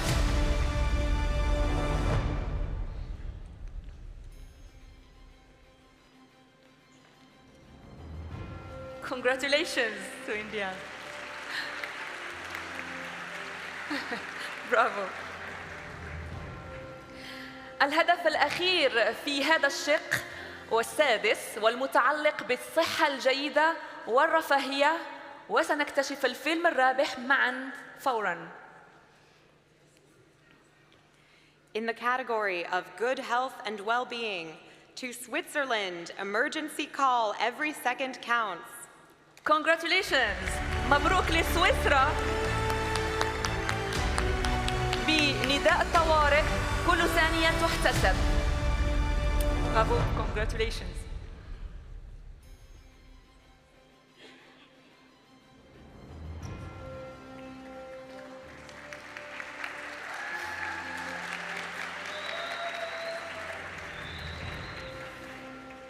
Thank you very much, Molly, for being with us this morning.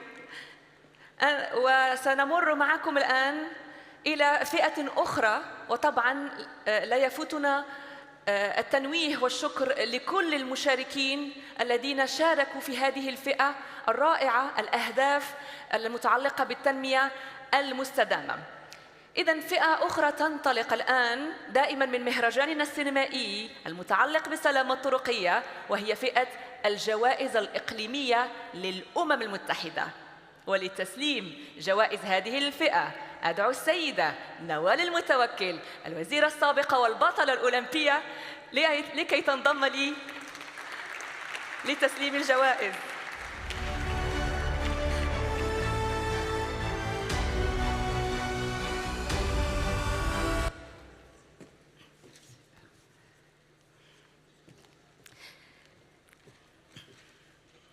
United Nations Region Trophies, Europe, Norway, Norwegian Public Roads Administration. Congratulations to Europe. هنيئا لأوروبا. في هذا الشق المتعلق بأوروبا، الجهة المكرمة هي إذن الإدارة النرويجية للطرق العامة. Congratulations again. In the middle of the stage, thank you.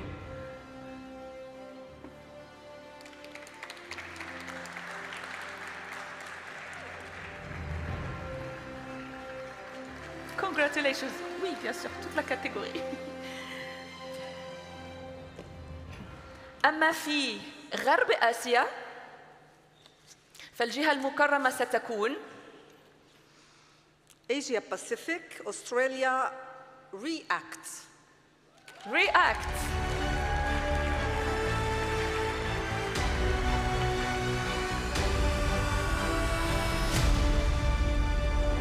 Congratulations to React من آسيا والمحيط الهادئ، وطبعاً أستراليا هي البلد.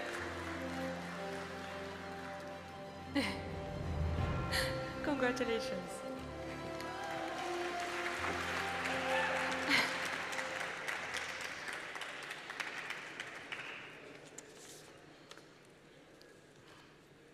Latin America, Caribbean, Brazil.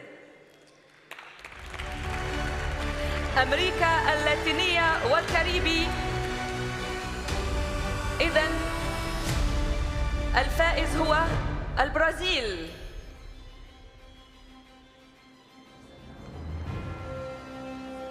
Is there any representative here?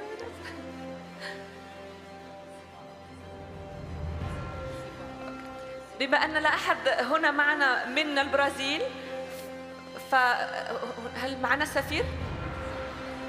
نعم، إذن سنقوم بتسليم هذا الدرع إلى سفير البرازيل حال عودتنا إلى الرباط، وكل الشكر لهم ولتواجدهم، وكذلك هنيئا على هذا الفيلم. شكرا. سيتم أخذ une petite hôtesse qui pourra venir juste chercher le prix parce qu'il partira à Rabat.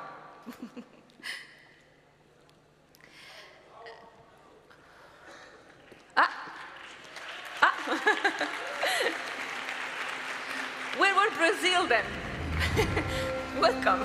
We were waiting for you, and then congratulations for your movie, for Road Safety Film Festival Awards. And you are representing Brazil. Congratulations. Thank you. سنمر الآن إلى قارتنا التي نتواجد بها الآن، إفريقيا، ونكتشف جميعاً الجهة المكرمة في هذه القارة.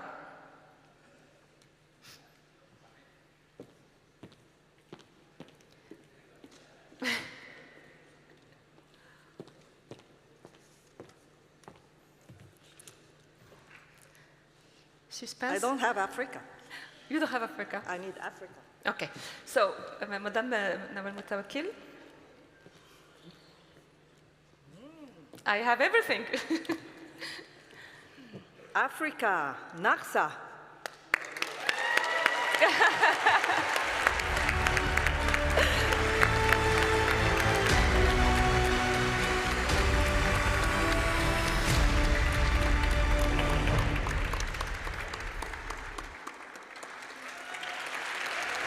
إذن الجهة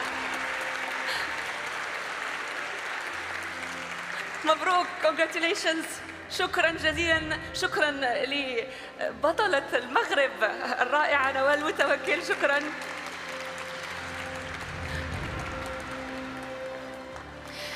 هنيئا للجميع وننتقل الآن إلى تكريم الفائزين في مختلف فئات المهرجان وسيرافقني لإعطاء هذه التكريمات السيدة ديمبيلي مدينة سيسوكو وزيرة النقل والبنية التحتية.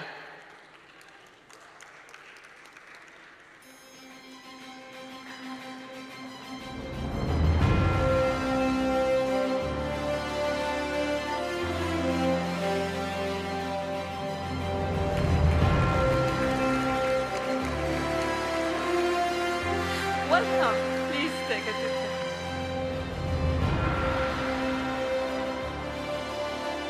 And I think you have already the envelope ready. Vous avez déjà l'enveloppe prête pour qu'on découvrir ensemble أفضل فيلم موجه لفئة الشباب. Jordan. أفضل فيلم إذن من البلد الأردن If we don't act now هنيئا لكم من الأردن.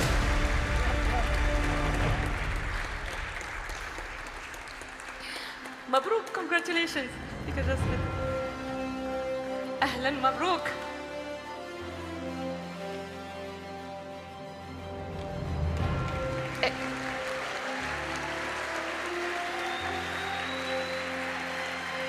أفضل فيلم موجه لفئة الشباب هو If we don't act now من الأردن وسنكتشف معا أفضل فيلم في الفئة المهنية الآن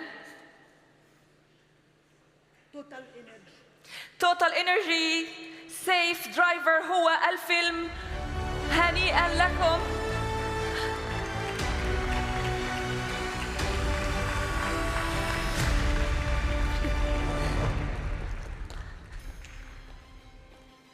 Bravo et félicitations.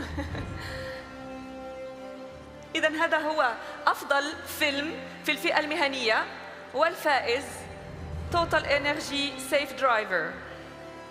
Bravo, congratulations. Vous allez encore rester un petit peu avec moi. نمر جميعاً إلى أفضل فيلم لحملة تواصل محلية.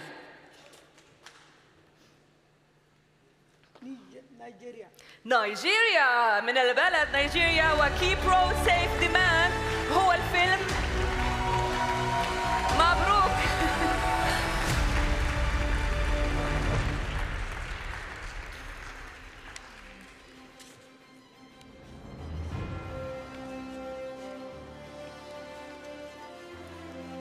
Congratulations.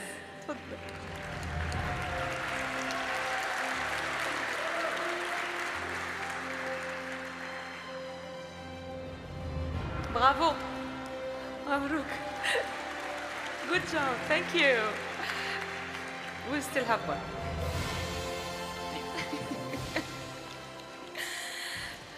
أما أفضل فيلم تعليمي فيعود إلى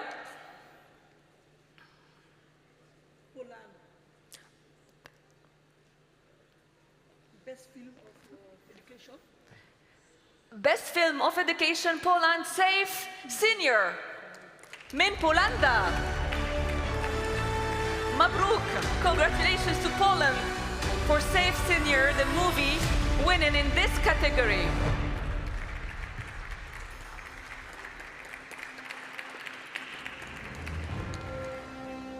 Welcome. Congratulations. Yes. Thank you very much. Congratulations again. Thank you, Mr. Minister. I'm sorry for keeping you with me. Thank you. Thank you. Nice to meet you. Bravo. الآن أيها الأعزاء سننتقل إلى شق آخر وهو جائزة مستخدمي الإنترنت أو التصويت عبر الإنترنت، ولتسليمها أنادي للسيد جون تود المبعوث الخاص للأمم المتحدة للسلامة الطرقية. Mr. John Todd.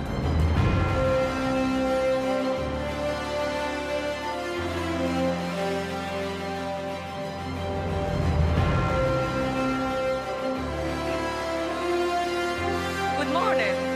Welcome. Are you ready to get like 5 or 6 prizes together? Are you ready to go for 6 or 5 prizes together? It will be like physical today. We are going to discover the winner with you. You have the envelope with the name, please.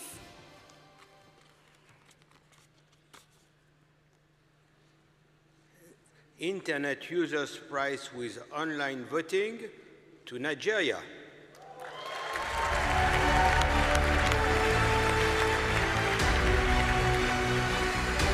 جائزة مستخدمي الإنترنت، التصويت عبر الإنترنت، إذن تذهب لنيجيريا.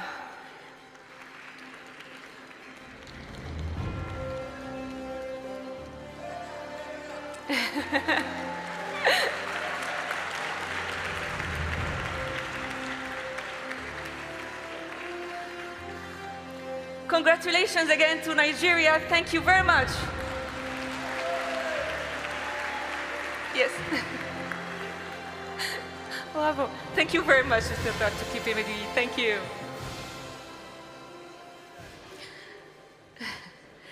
إلى جائزة الجمهور الآن، ولتسليمها ينضم إلي الدكتور إيتيان كروغ مدير قسم المحددات الاجتماعية في الصحة في منظمة الصحة العالمية.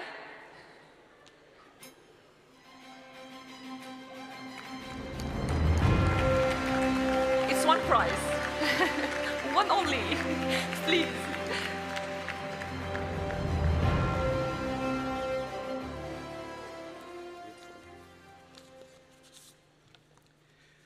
And the winner of the Audience Award is Ireland. Bravo! Irlanda.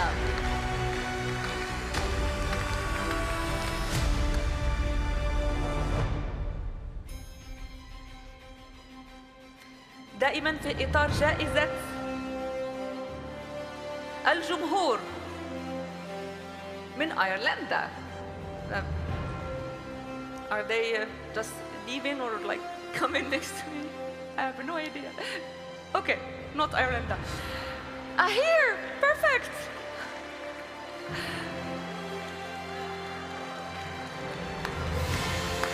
Bravo, تحت ثقتكم. Please in the center of the stage so you can give her the...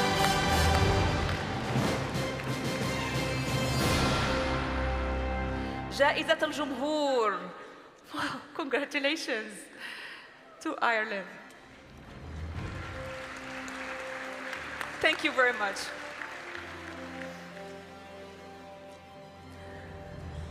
أما الآن فسننتقل لجائزة لجنة التحكيم، وتنضم إلي لوتشيانا يوريو رئيسة المنتدى العالمي للسلامة الطرقية ورئيسة لجنة التحكيم لنكتشف معا الفيلم. Thank you very much for being with us this morning. So we're going to discover together the winner of this category. Oi. So, for the jury prize, we have a winner, and is Morocco. Wow! With Con Gear. Yes! الفيلم كن غير من المغرب. مبروك.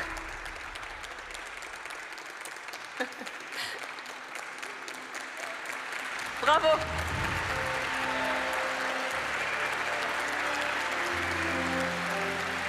Thank you. Please, from here.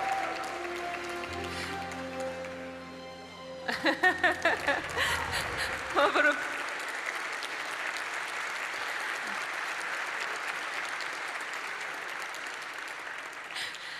أما الآن ولتقديم الجائزة الكبرى للمهرجان فينضم إلي السيد وزير النقل واللوجستيك الوزير عبد الصمد خيوح. أهلا وسهلا بك.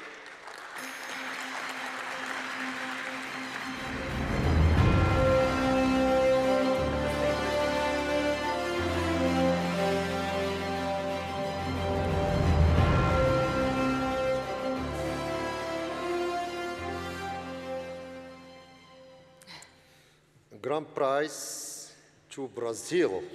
واو برافو.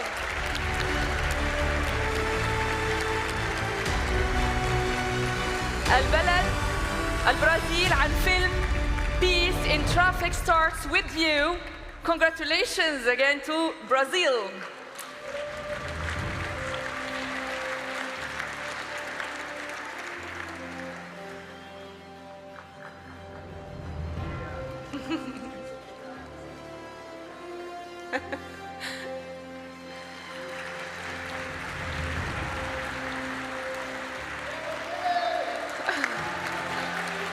Yes.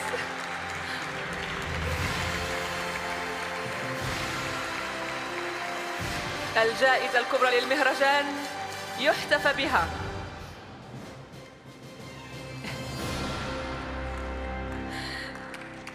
Congratulations again. Thank you very much. Congratulations. شكرا لكم. هنيئا.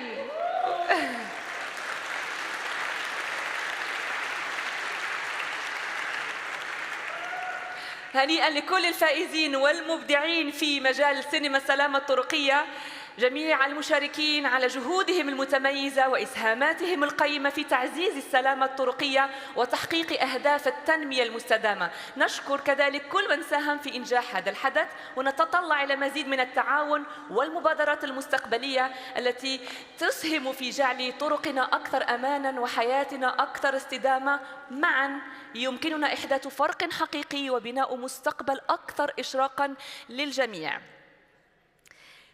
إذن الآن ننتقل إلى الشق الأخير من حفلنا اليوم، وهو جائزة الأمير مايكل أوف كينت للسلامة الطرقية، وهي واحدة من أرفع الجوائز التي تكرم الابتكار والجهود الفعالة في هذا المجال. هي جائزة أسسها صاحب السمو الأمير مايكل أوف كينت، تمنح للمبادرات والبرامج التي تحدث تأثير حقيقي في الحد من حوادث السير وإنقاذ الأرواح. إنها شهادة تقدير للأفراد والمنظمات الذين يسعون بلا كلل لجعل الطرق أكثر أماناً للجميع. كان من المفترض أن يكون معنا اليوم سمو الأمير مايكل أوف كينت ليقدم الجائزة بنفسه، ولكنه للأسف لم يتمكن من الحضور، ويشرفني أن أدعو الدكتور إيتيان كروغ ممثل منظمة الصحة العالمية للمنصة لتقديم هذه الجائزة.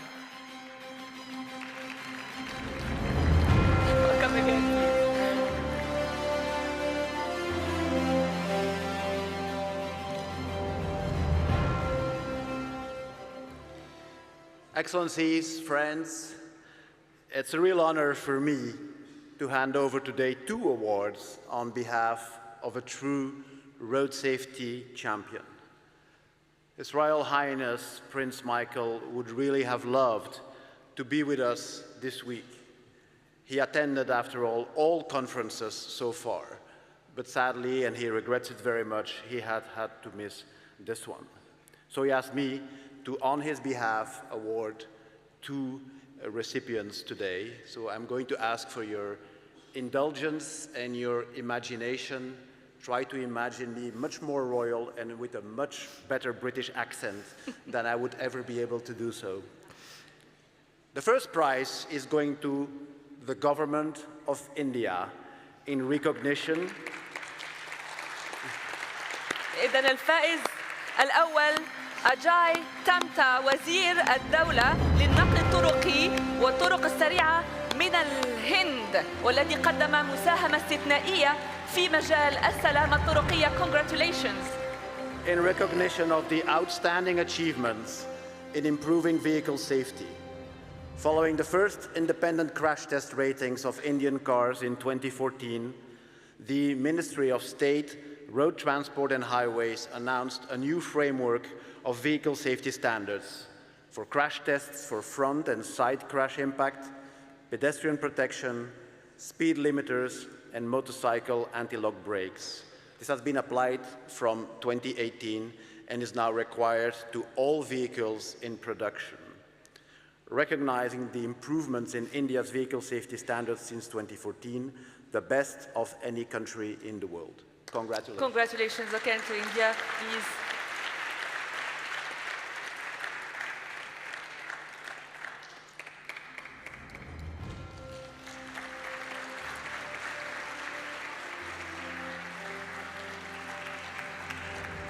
Congratulations again. Thank you.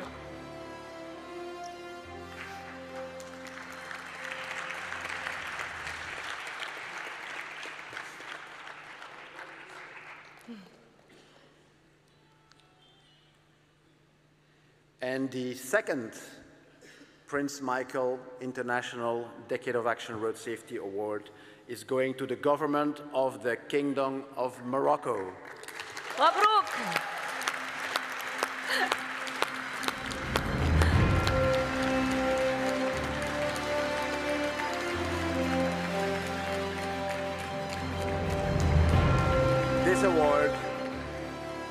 This award recognizes the leadership of the government in not only its internal road safety program, but also within the African continent and internationally, as we've been witnessing this entire week, including with the organization of this amazing conference this week. مبروك. مبروك إذن لي الفائز الثاني وهو المغرب عبر وزيره السيد عبد الصمد قيوح وزير النقل واللوجستيك المغربي.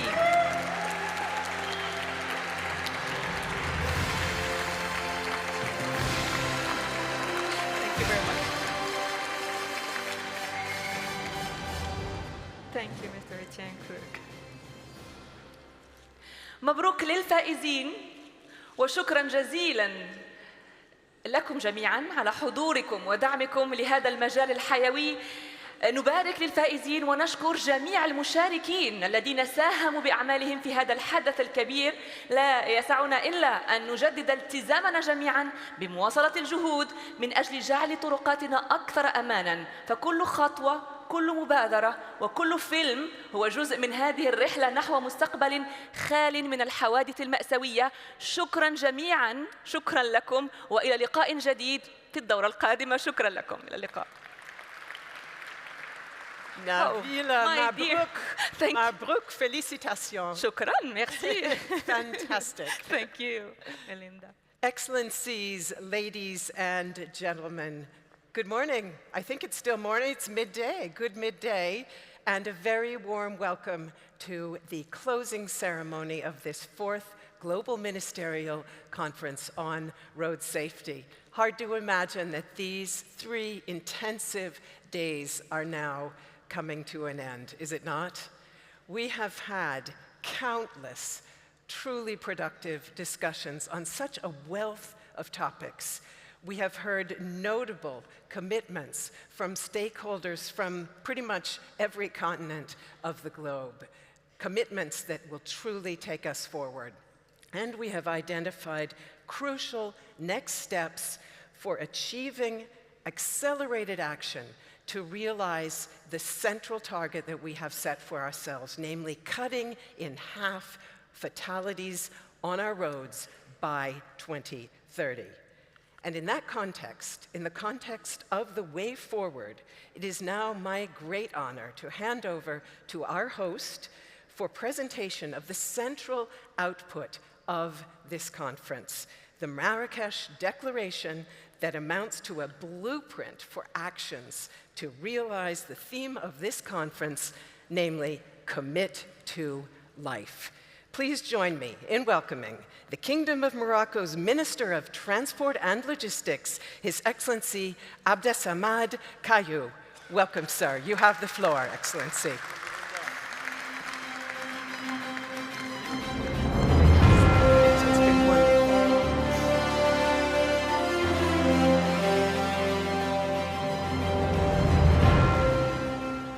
Good morning again, my dear friend.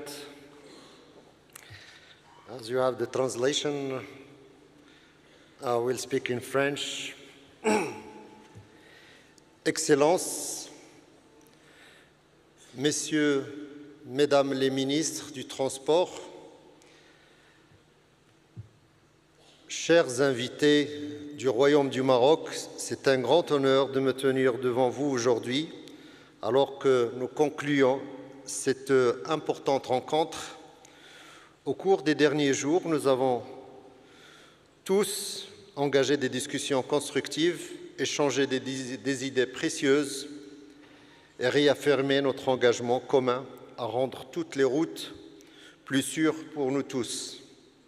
Cette conférence est l'aboutissement de près de 2 ans de préparation. Dès le départ, nous avons reconnu l'importance d'une approche inclusive et consultative qui a conduit à la création d'un comité consultatif de très haut niveau. Ce comité, composé de représentants des gouvernements, de la société civile, du monde universitaire, du secteur privé, qui a joué un rôle essentiel dans l'organisation de la conférence. Il a contribué à identifier les principaux défis, les lacunes, en veillant à ce que nos discussions se concentrent sur les questions les plus urgentes. De plus, il a joué un rôle déterminant dans l'élaboration de la déclaration de la conférence, en s'appuyant sur des fondements des déclarations précédentes, tout en mettant en évidence les actions urgentes nécessaires aujourd'hui. L'un des principaux résultats de cette conférence est l'adoption de la déclaration de Marrakech. Cette déclaration est le fruit d'un effort de collaboration reflétant les voix et les contributions de toutes les parties prenantes. Il ne s'agit pas seulement d'une déclaration d'intention, mais d'un appel à l'action, d'une feuille de route pour réaliser des progrès significatifs en matière de sécurité routière dans le monde entier. La déclaration de Marrakech, mes amis, a été largement diffusée parmi les États membres, recevant les fortes approbations pour sa vision et son orientation. Nous avons soigneusement intégré les précieux commentaires reçus pour nous assurer qu'elle soit véritablement représentative à tous ceux qui se sont engagés dans la sécurité routière, les gouvernements nationaux, les villes, la société civile, le monde universitaire, le secteur privé et surtout les victimes et leurs familles qui nous rappellent le coût humain derrière chaque statistique et nous tiennent responsables directs de ces malheurs.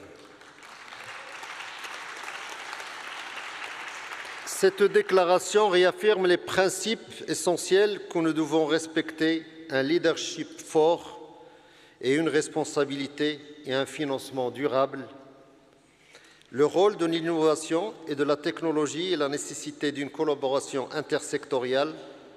Il reconnaît également les défis uniques auxquels sont confrontés les différentes régions en veillant à ce qu'aucun pays ne soit laissé pour compte dans notre effort collectif pour réduire le nombre de morts et blessés sur nos routes. Comme la déclaration sera distribuée à vous, telle qu'elle est maintenant sur le site web, je ne vais pas vous la lire en entière dans son intégralité, mais plutôt résumer les points clés. La première, avec tous mes remerciements, reconnaissance du leadership du Maroc en matière de sécurité routière. Se féliciter de la décision de Sa Majesté le roi Mohammed VI, que Dieu l'assiste de lancer le prix international Mohamed VI pour la sécurité routière, réaffirmant ainsi l'engagement du Maroc en faveur de la sécurité routière mondiale. Urgence de la mise en œuvre du plan mondial de la sécurité routière. 3. Renforcer les engagements nationaux et internationaux. 4. Garantir un financement durable et intègre de la sécurité routière. 5. Promouvoir les systèmes sûrs de la technologie et de la mobilité durable.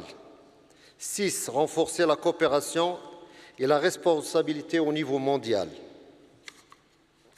Bien sûr, ce 6e point s'accentue sur le soutien et le renforcement des capacités, le partage des connaissances et le transfert de la technologie en matière de la sécurité routière, en particulier dans les pays à faible revenu, en mettant l'accent sur l'Afrique.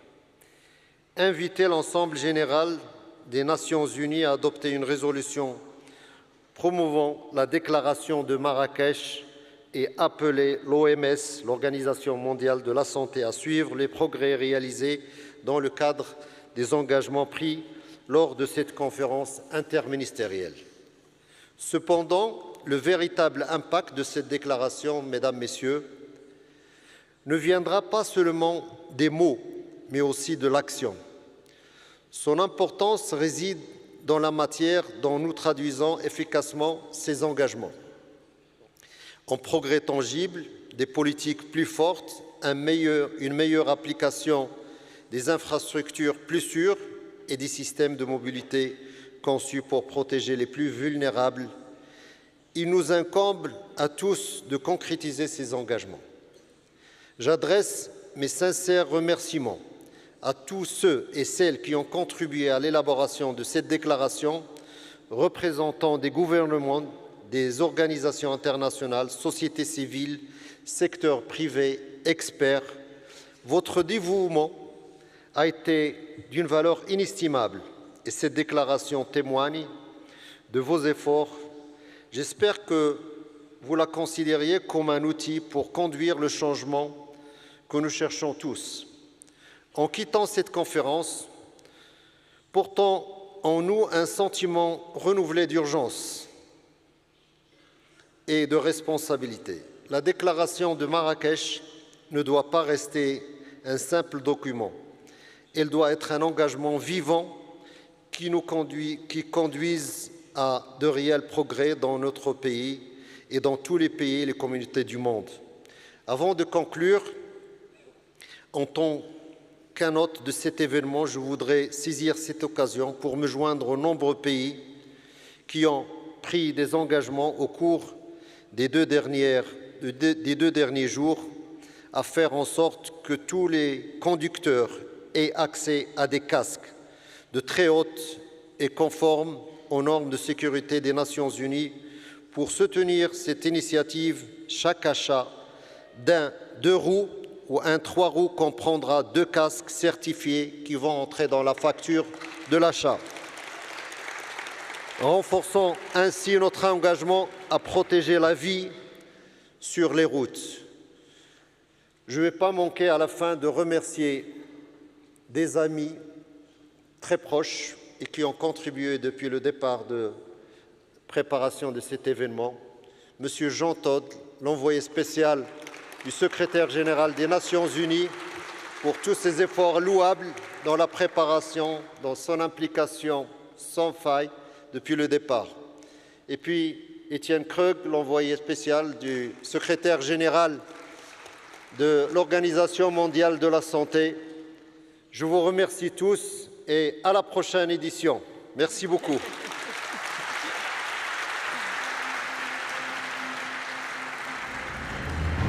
Excellences, cher ministre, merci beaucoup, félicitations.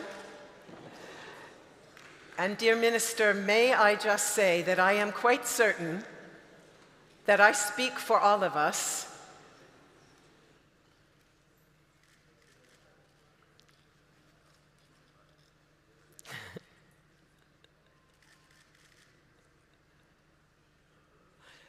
Lots of hands to shake. Dear Minister, I am sure that I speak for all of us in expressing deep gratitude for your country's profound hospitality in hosting this truly productive, spectacular fourth Global Ministerial. You had expected, I think, 2,500 participants, which is quite a number, and you have accommodated double that. You have accommodated 5,000 participants with such elegance, such generosity.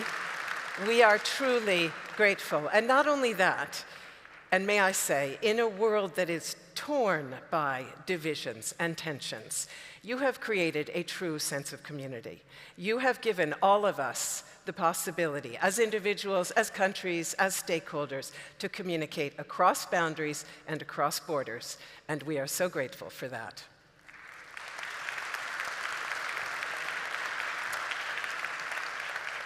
And ladies and gentlemen, as Minister Caillou has told us, it was strong collaboration amongst all of us, amongst all of you, across sectors, across stakeholders, that was absolutely crucial to shaping the Marrakesh Declaration.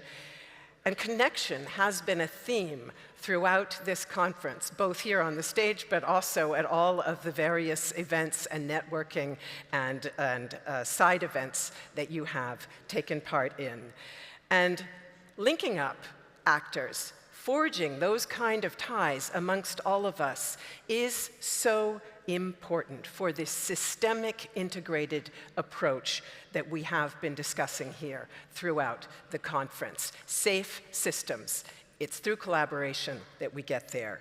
And we've not only been talking about connection here at the Fourth Global Ministerial, we've also been practicing it in our personal ties that help us to scale up and accelerate future action.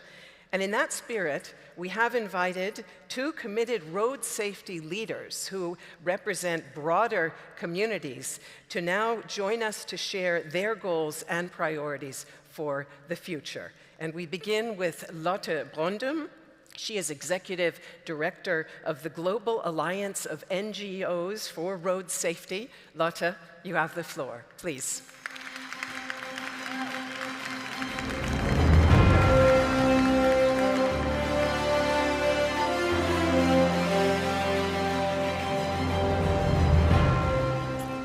Such an honor to be standing here. Dear ministers, dear dignitaries, dear NGOs, friends, road safety community. 10 years ago, in March 2015, the Global Alliance of NGOs for Road Safety, we had our global meeting here in Marrakesh. And at that time, I had the pleasure of working with the whole NASA team, with the minister at that time, with Mr. Boulajoul, Mr. Maffa. And here we are again, 10 years older, 10,000 WhatsApp messages later, and 10 years further into our common quest of saving lives. Thank you for your support to the NGOs. Thank you for your friendship. The NGO meeting back in 2015 here in Marrakesh was one of the parts of setting the stage for the Brazil meeting, the second ministerial meeting that took place in Brasilia later that year. And I went back and I looked into my notes from our NGO meeting here in Marrakesh, and I looked at what the NGOs had called for at that time. We had called for a stop of counterfeit helmets. We called for reducing speed, people before cars, less words, more action. But we also heard a frustration of what the consequences would be and what would happen if our voice was unheard. And thinking about being unheard, I thought of the Greek myth of Cassandra. Cassandra was blessed with the gift of prophecy, of foretelling the future, but at the same time, she was cursed that no one would believe her warnings, no matter how accurate they were. And despite progress, looking back at what we called for in 2015, sometimes I must admit, and our NGOs must admit, that we feel like Cassandra. The NGOs show the realities. They show how pedestrians zigzag through busy traffic trying to avoid being knocked over by a speeding car. NGOs show how people are left behind, not knowing if the helmet I buy will actually save me if I am in a crash. NGOs warn about dangers. They predict tragic outcomes of inaction, and yet our voice often go unheard. 2,140 days, that's the number of days that are left in our quest to reduce fatalities by 50% by 2030. This ministerial meeting has been a great opportunity to address this, to commit to people, to commit to act, to commit to life. Road deaths are preventable. Every fatal crash is a name, it's a face, it's a story, it's a family torn apart, it's a preventable failure, it's a failure of accountability. We cannot and we must not allow this failure to continue. We committed to that in 2015, we commit to that today. And the Alliance call for evidence-based prevention activities. We call for backing these up by financing, and we call for involvement of NGOs sharing their realities and being part of the solutions. We need to build trust that we are committed to change, and we need to trust you, ministers, that you will do everything that you can, that lead on the needed regulation and a stop for influx of counterfeit helmets, for example. We need to trust that the cities you are part of building are for people, are for children so they can play, that we can live and we can work there. We need to build trust that you're willing to make the change, that if I am in a crash, I will get the physical and the psychological help that I need. We need to build trust that human lives matter. Trust is earned, accountability is how we earn it. Ministers, you have the power to change, and change happens by commitment. We take responsibility, we make a commitment, and we find solutions. And the evidence is right here. 30 kilometers an hour, safe crossings, lower speed, quality helmets. These are not miracles. These are actual choices that can be made for change, and they're results of accountability. I would like to applaud those countries who have made commitments here, the 27 countries who made commitments here at this conference. But I also want to remind you that history will not judge you on what you say, it will judge you on what you do. So let's act, let's lead, let's be accountable. Let this not be a Cassandra moment where our foretelling is not heard. And you might wonder what happened to Cassandra, who warned about the dangers and no one listened to it. Attempting to prove herself right in her warnings, she took a torch in one hand and an axe in another. She was desperate and she was prepared to destroy, knowing what would happen if no one listened. We will not do that, but we want to make sure that when we look back at this conference, this fourth ministerial conference, we do not regret that we ignored the warnings. We, NGOs, we have a symbol. Call it our axe and our torch, and I would like to invite our NGOs to the stage, please. Please come up here. Yes. Please bring it up here.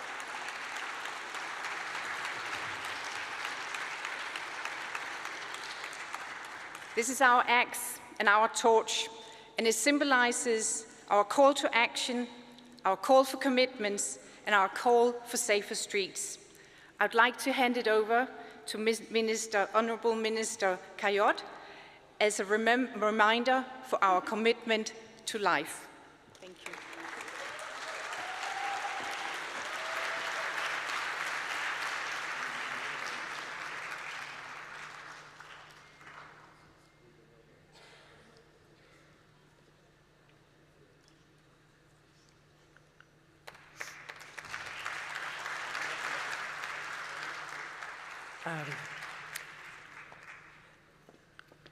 Est-ce que nous avons un microphone pour le ministre? Vous avez un microphone de main? Thank you very much, my dear, for this a nice gift with the deep influence and responsibility that you give to us. I will protect him and save him, and in my office, you know, was freshly nominated since 3 months. I don't know where I'm going to leave, but it will stay in the office for a long time. For the next minister, and the ministry will take account of it. Thank you very much.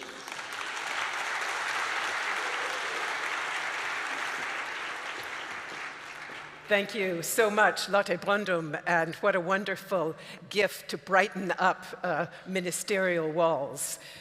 We hear now from a second community, a community that holds the future in its hands and which has reminded us on numerous occasions that it is deeply impacted by road crashes.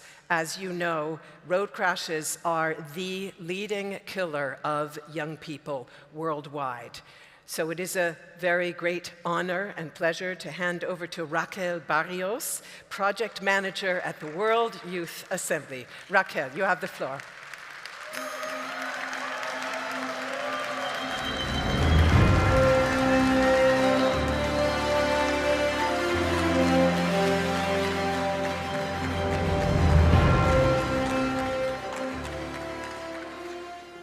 Excellencies, ministers, esteemed young delegates, partners, and friends. Today, we stand at the crossroads of change, where actions we take, the decisions we make, and the commitments you sign as decision makers will define the future of our roads and the safety of the generations to come. We are at the turning point. My name is Raquel Barrios, and I am the Executive Director of yours, Youth for Road Safety. I am not here to represent youth. Their voices are too diverse to be represented by one person. In fact, you might have seen them around wearing those colorful hoodies during this event. I'm here to share what I have reflected after the Third World Youth Assembly for Road Safety. 2 days ago, this event gathered nearly 200 youth from more than 100 countries to jointly adopt a bold and loud message. Through the Global Youth Statement for Road Safety, the message from the youth is clear, and I quote, "We are done with roads that take our lives instead of connecting them." Youth have been bearing an inherited transportation system that is killing 1,000 of them every single day. As much as road safety have made significant changes and progress in this decade, the next generation continues dying on the world's roads. These are your children, future leaders, and the society's most precious asset. Why? Why do we keep failing them? For decades, youth have been reaching out to work with you all, hand in hand, to solve this road safety crisis together. As the next generation of authorities, business owners, transport and urban planners, and other influential decision makers, you will inherit this world, and their road safety vision must be included to shape policies and strategies for sustainable, safe, and inclusive future. Through my colleague, who spoke in the first plenary session, we heard about the youth vision of transport and the bold ask that is made through the Global Youth Statement for Road Safety. Number one, safe mobility for everyone, everywhere. A transport that is affordable, within reach, and accessible to marginalized groups. The big call is for prioritizing sustainable and active mobility. Walking and cycling is a radical act of road safety in a world that glorifies speeding and vehicles. Number 2, the streets designs for safety. Sustainable urban designs, stronger helmet laws, dedicated infrastructure for 2- and 3-wheelers, and speed reduction. Number 3, transport that heals and not harms. This is an urgent ask to meet decarbonization goals, rethink electrification, and continue building a climate-resilient transport system. With this vision, coupled with youth innovative ideas, creative mindset, cost-effective thinking, and lived experience, we can introduce a future-oriented outlook that challenges the current road safety status quo, bringing tangible solutions to the most pressing issues in our societies today. For this reason, meaningful youth engagement is the ultimate asset of hope if we are to achieve a radical reduction in road deaths. It is time to recognize that the more voices, the more powerful is the sound. Youth are ready to join you as allies in tackling this global crisis and making road deaths history.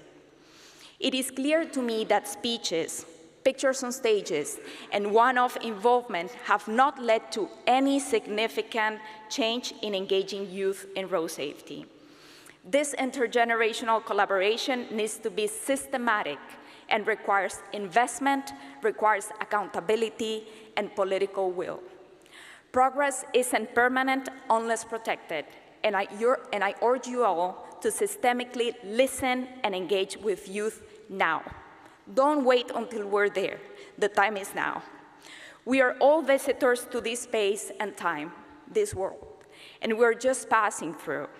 I believe our purpose here is to take action, learn, grow, progress, and then transcend. We're all here to leave the world a little bit better than when we found it, and this is the moment to do that. I invite all governments and decision makers to leave a legacy to the next visitors, committing to invest and make radical decisions with and for youth in policies and plans that ensure road safety become the norm and not the exception. Thank you. Thank you. Could there be a more convincing expression of the fact that improving road safety is committing to life? We now move into closing words from our co-hosts. It's my honor to invite conference co-host WHO to deliver a closing message, Etienne Krug. You hardly need another introduction, but I'll give you one anyway. Director of the Department of Social Determinants of Health. Welcome. The floor is yours.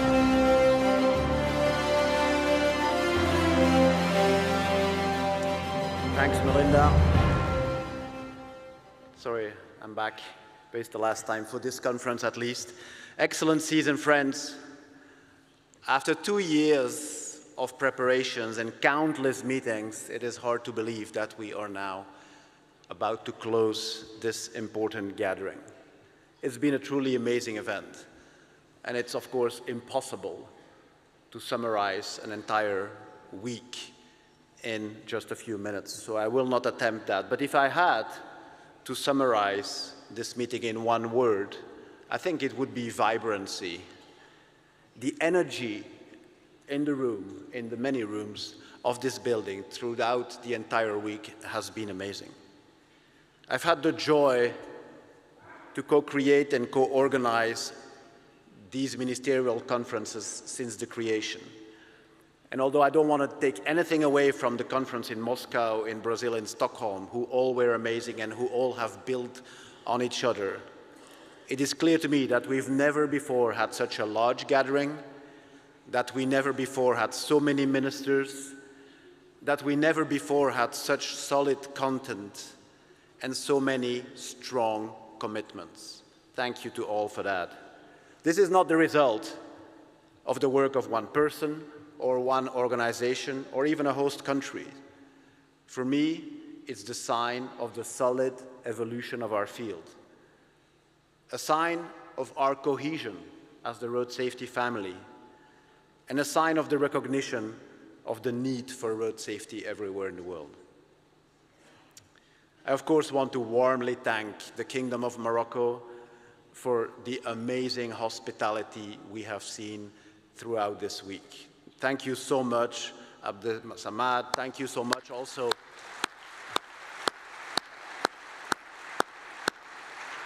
Thank you so much also to your team, Benasser et toute l'équipe de la NARSA. Merci beaucoup pour la collaboration.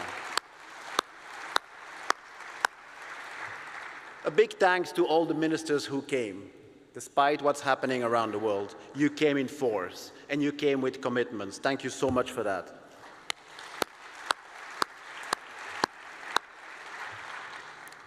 To all the survivors in the room, and a special mention to Mira, who spoke so well in the opening ceremony, but also all of you for your courage, for your support, for your energy. Thank you.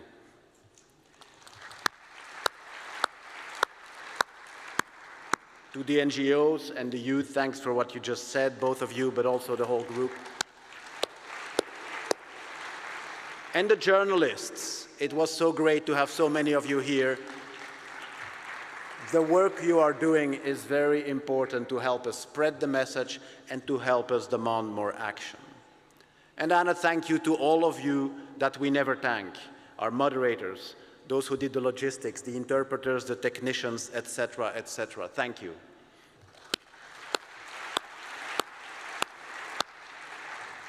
And finally,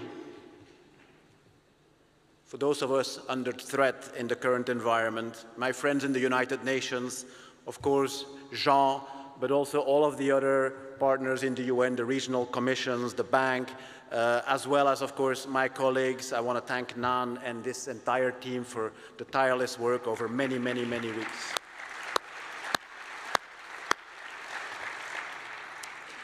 As was said at the opening ceremony and repeatedly, there should be a before and after Marrakesh. We had a fantastic conference 5 years ago, almost day by day in Stockholm. 2 weeks later, COVID shut down the world. We, of course, hope that this is not going to happen. This certainly was a big downturn of the energy that was generated in Stockholm. I think we're on a path here. The energy will continue. The after Marrakesh should build on that energy. The commitments that were made are so important, and I'd like to mention to all governments in the room, I think about 50, it's a bit more than was said previously, governments have already made commitments because they keep coming in, and there is a chance for governments to keep making commitments in the weeks ahead on the website or by sending them through emails. These commitments are important because together with the Marrakesh Declaration, they are part of the legacy of this conference. The Marrakesh Declaration is an important document. It shouldn't stay just a document on a website. It should turn into action. And for that to happen, it should become a UN General Assembly resolution and hopefully also a World Health Assembly resolution. So I invite member states to work on that. This conference has led to a change also in the way governments look at it. To be honest, it happens every 5 years, and there were not that many countries pushing at the door to organize the next one. This conference, I was approached by more than 5 governments who want to host the next one, and several saying, we shouldn't wait 5 years. We should do the next one in 2 or 3 years. So thank you for your enthusiasm. Let us take us some time to digest, so we'll get back to you. Finally, I feel this week we have been living in a bubble, an amazing bubble of hospitality, of energy, and of like-minded people.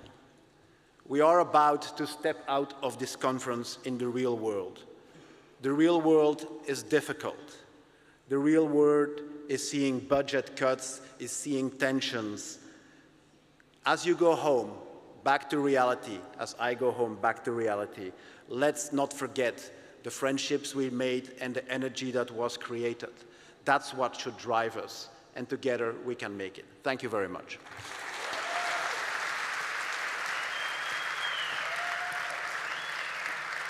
Thank you. Thank you very much, Etienne Krug, for those very moving words.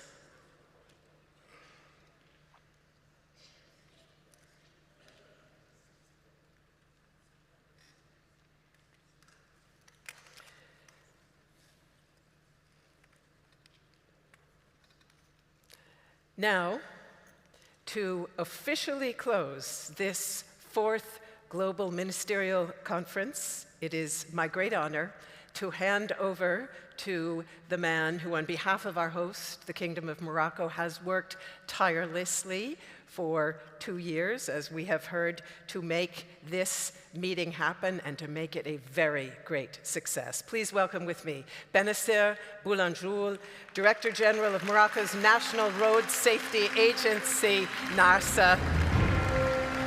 Benazir. Congratulations.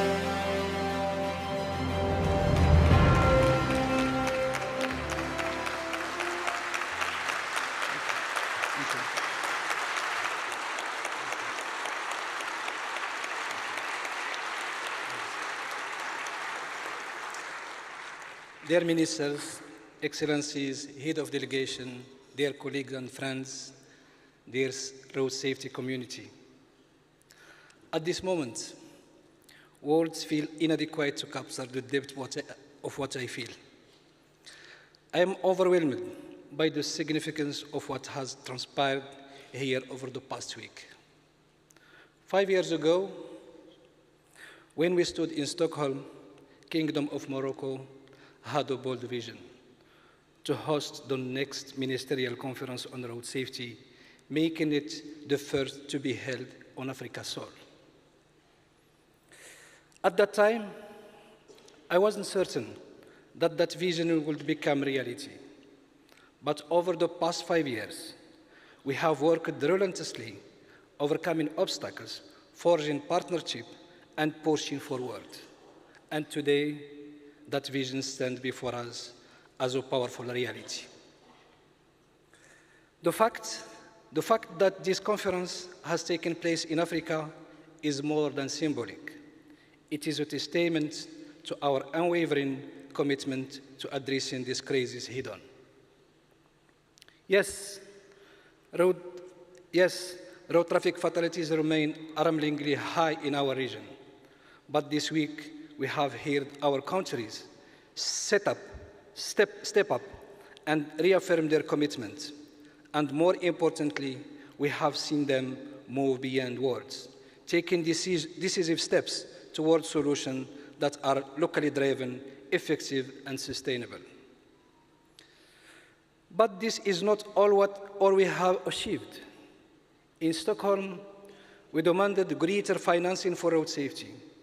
This week, we have secured commitment from countries, multilateral development institutions, and private sector leaders to invest in the action we need to save lives.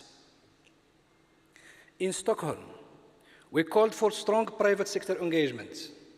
This week, for the first time, high-level business leaders came to the table, not just to talk, but to share experiences, knowledge, and crucially, to take responsibility for how they can be part of the solution. In Stockholm, we pushed for greater involvement for local authorities and cities.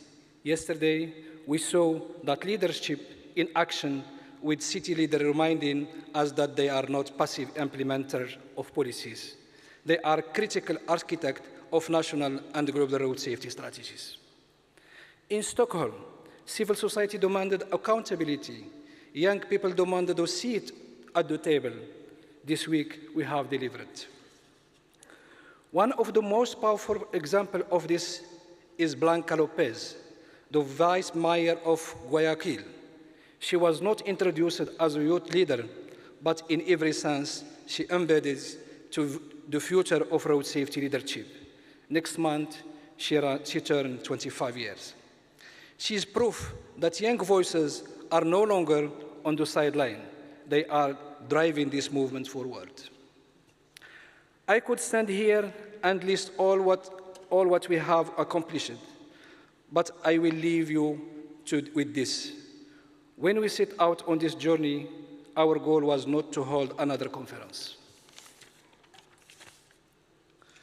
Our goal was to take a decisive step forward to ensure that 5 years after Stockholm, we were not trapped in the same conversation, but moving with urgency and momentum toward real change.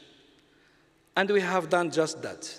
This week, we have not only spoken about what needs to be done, we have mapped out how to get it done. Ladies and gentlemen, we know the challenge ahead remains immense. We are still far from our target of reducing road traffic fatalities by 50% by 2030. But what I have seen this week convinced me that this target is within our grasp. I leave this conference more determined than ever. I know every leader here shares that determination. We will drive this momentum forward, not just toward 2030, but beyond, because 50% is not enough. Our ultimate goal is clear: zero death, because when one life lost is one too many.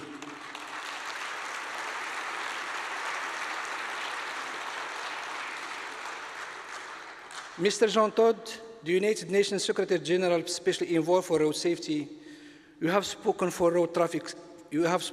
of road traffic injuries as a silent pandemic. Well, I am here to say we are no longer silent. The world is awake. The time of action is now.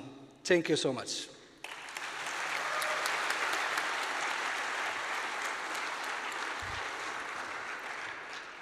If you allow me, dear ministers, dear colleagues and friends, this conference couldn't success if we don't have very, very devoted person. And I have a thought to the leadership of my minister, but also all the team of the ministry and of National Road Safety Agency. And please give them a big applause. And I have a thought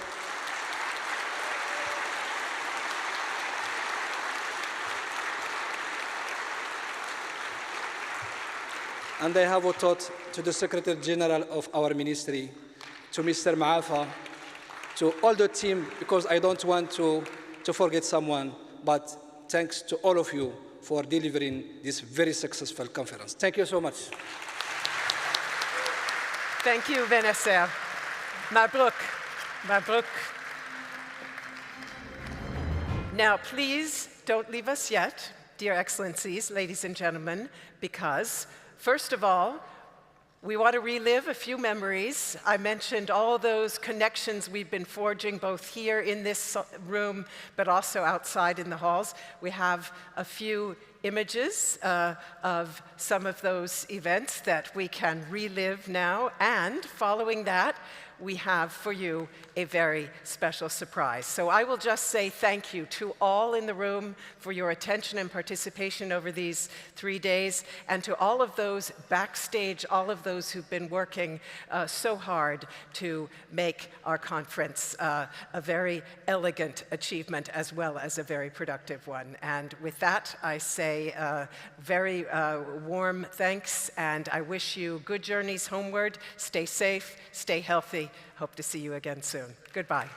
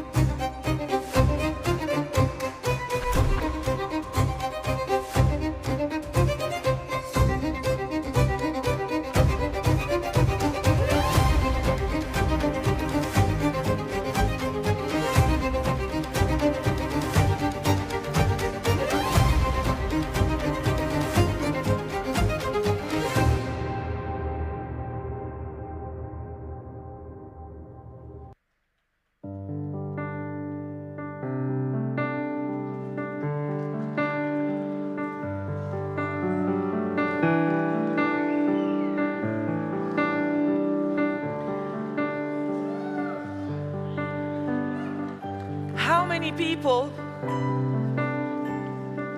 does it take for us to understand? How many broken lives does it take for us to stop?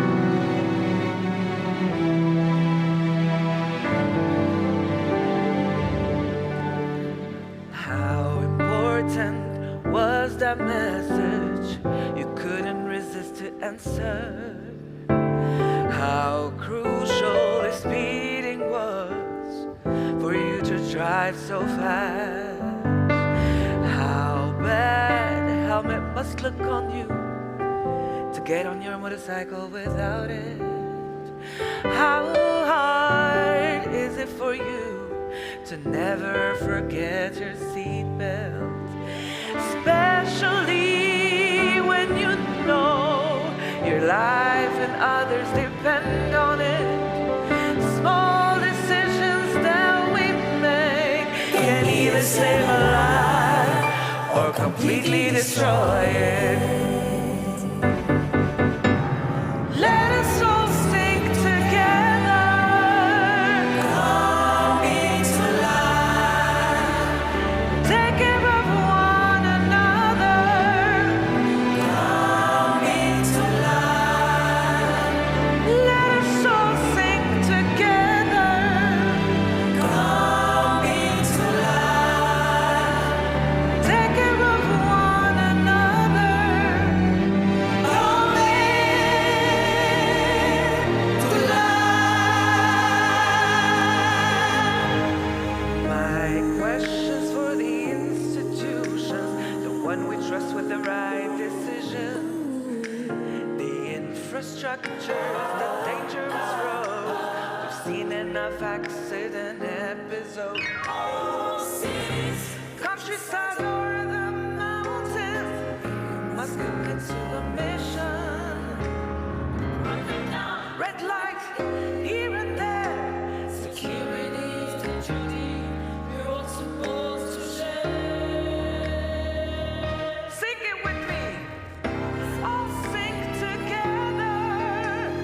Coming to life. Take care of one another. Coming to life. Let us all sing together. Coming to life. Take care of one another.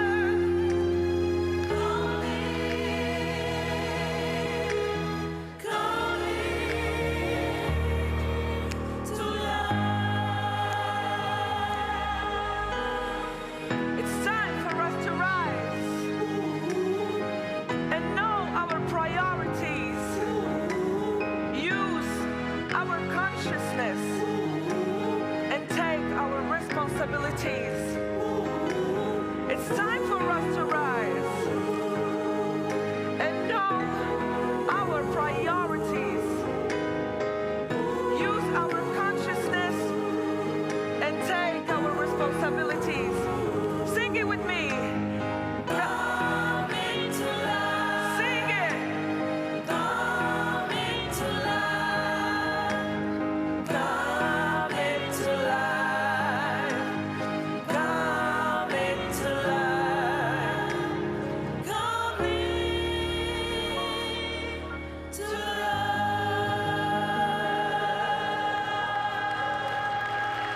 Thank you so much. Thank you very much. Coming to life. Coming to life. Coming to life. Coming to life. Coming to life. Coming to life.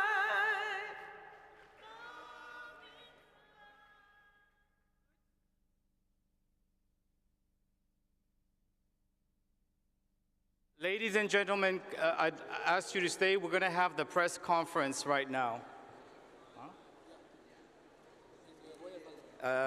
In the Royal Ballroom, so we'll have the press conference in the Royal Ballroom. On aura la conférence de presse dans la salle royale. C'est ça? Yeah. المرجو من الصحفيين الالتحاق بالرويال باروم.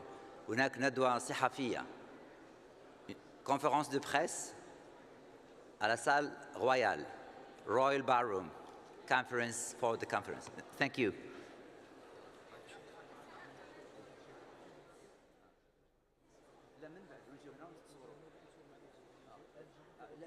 لا، remercier les gens.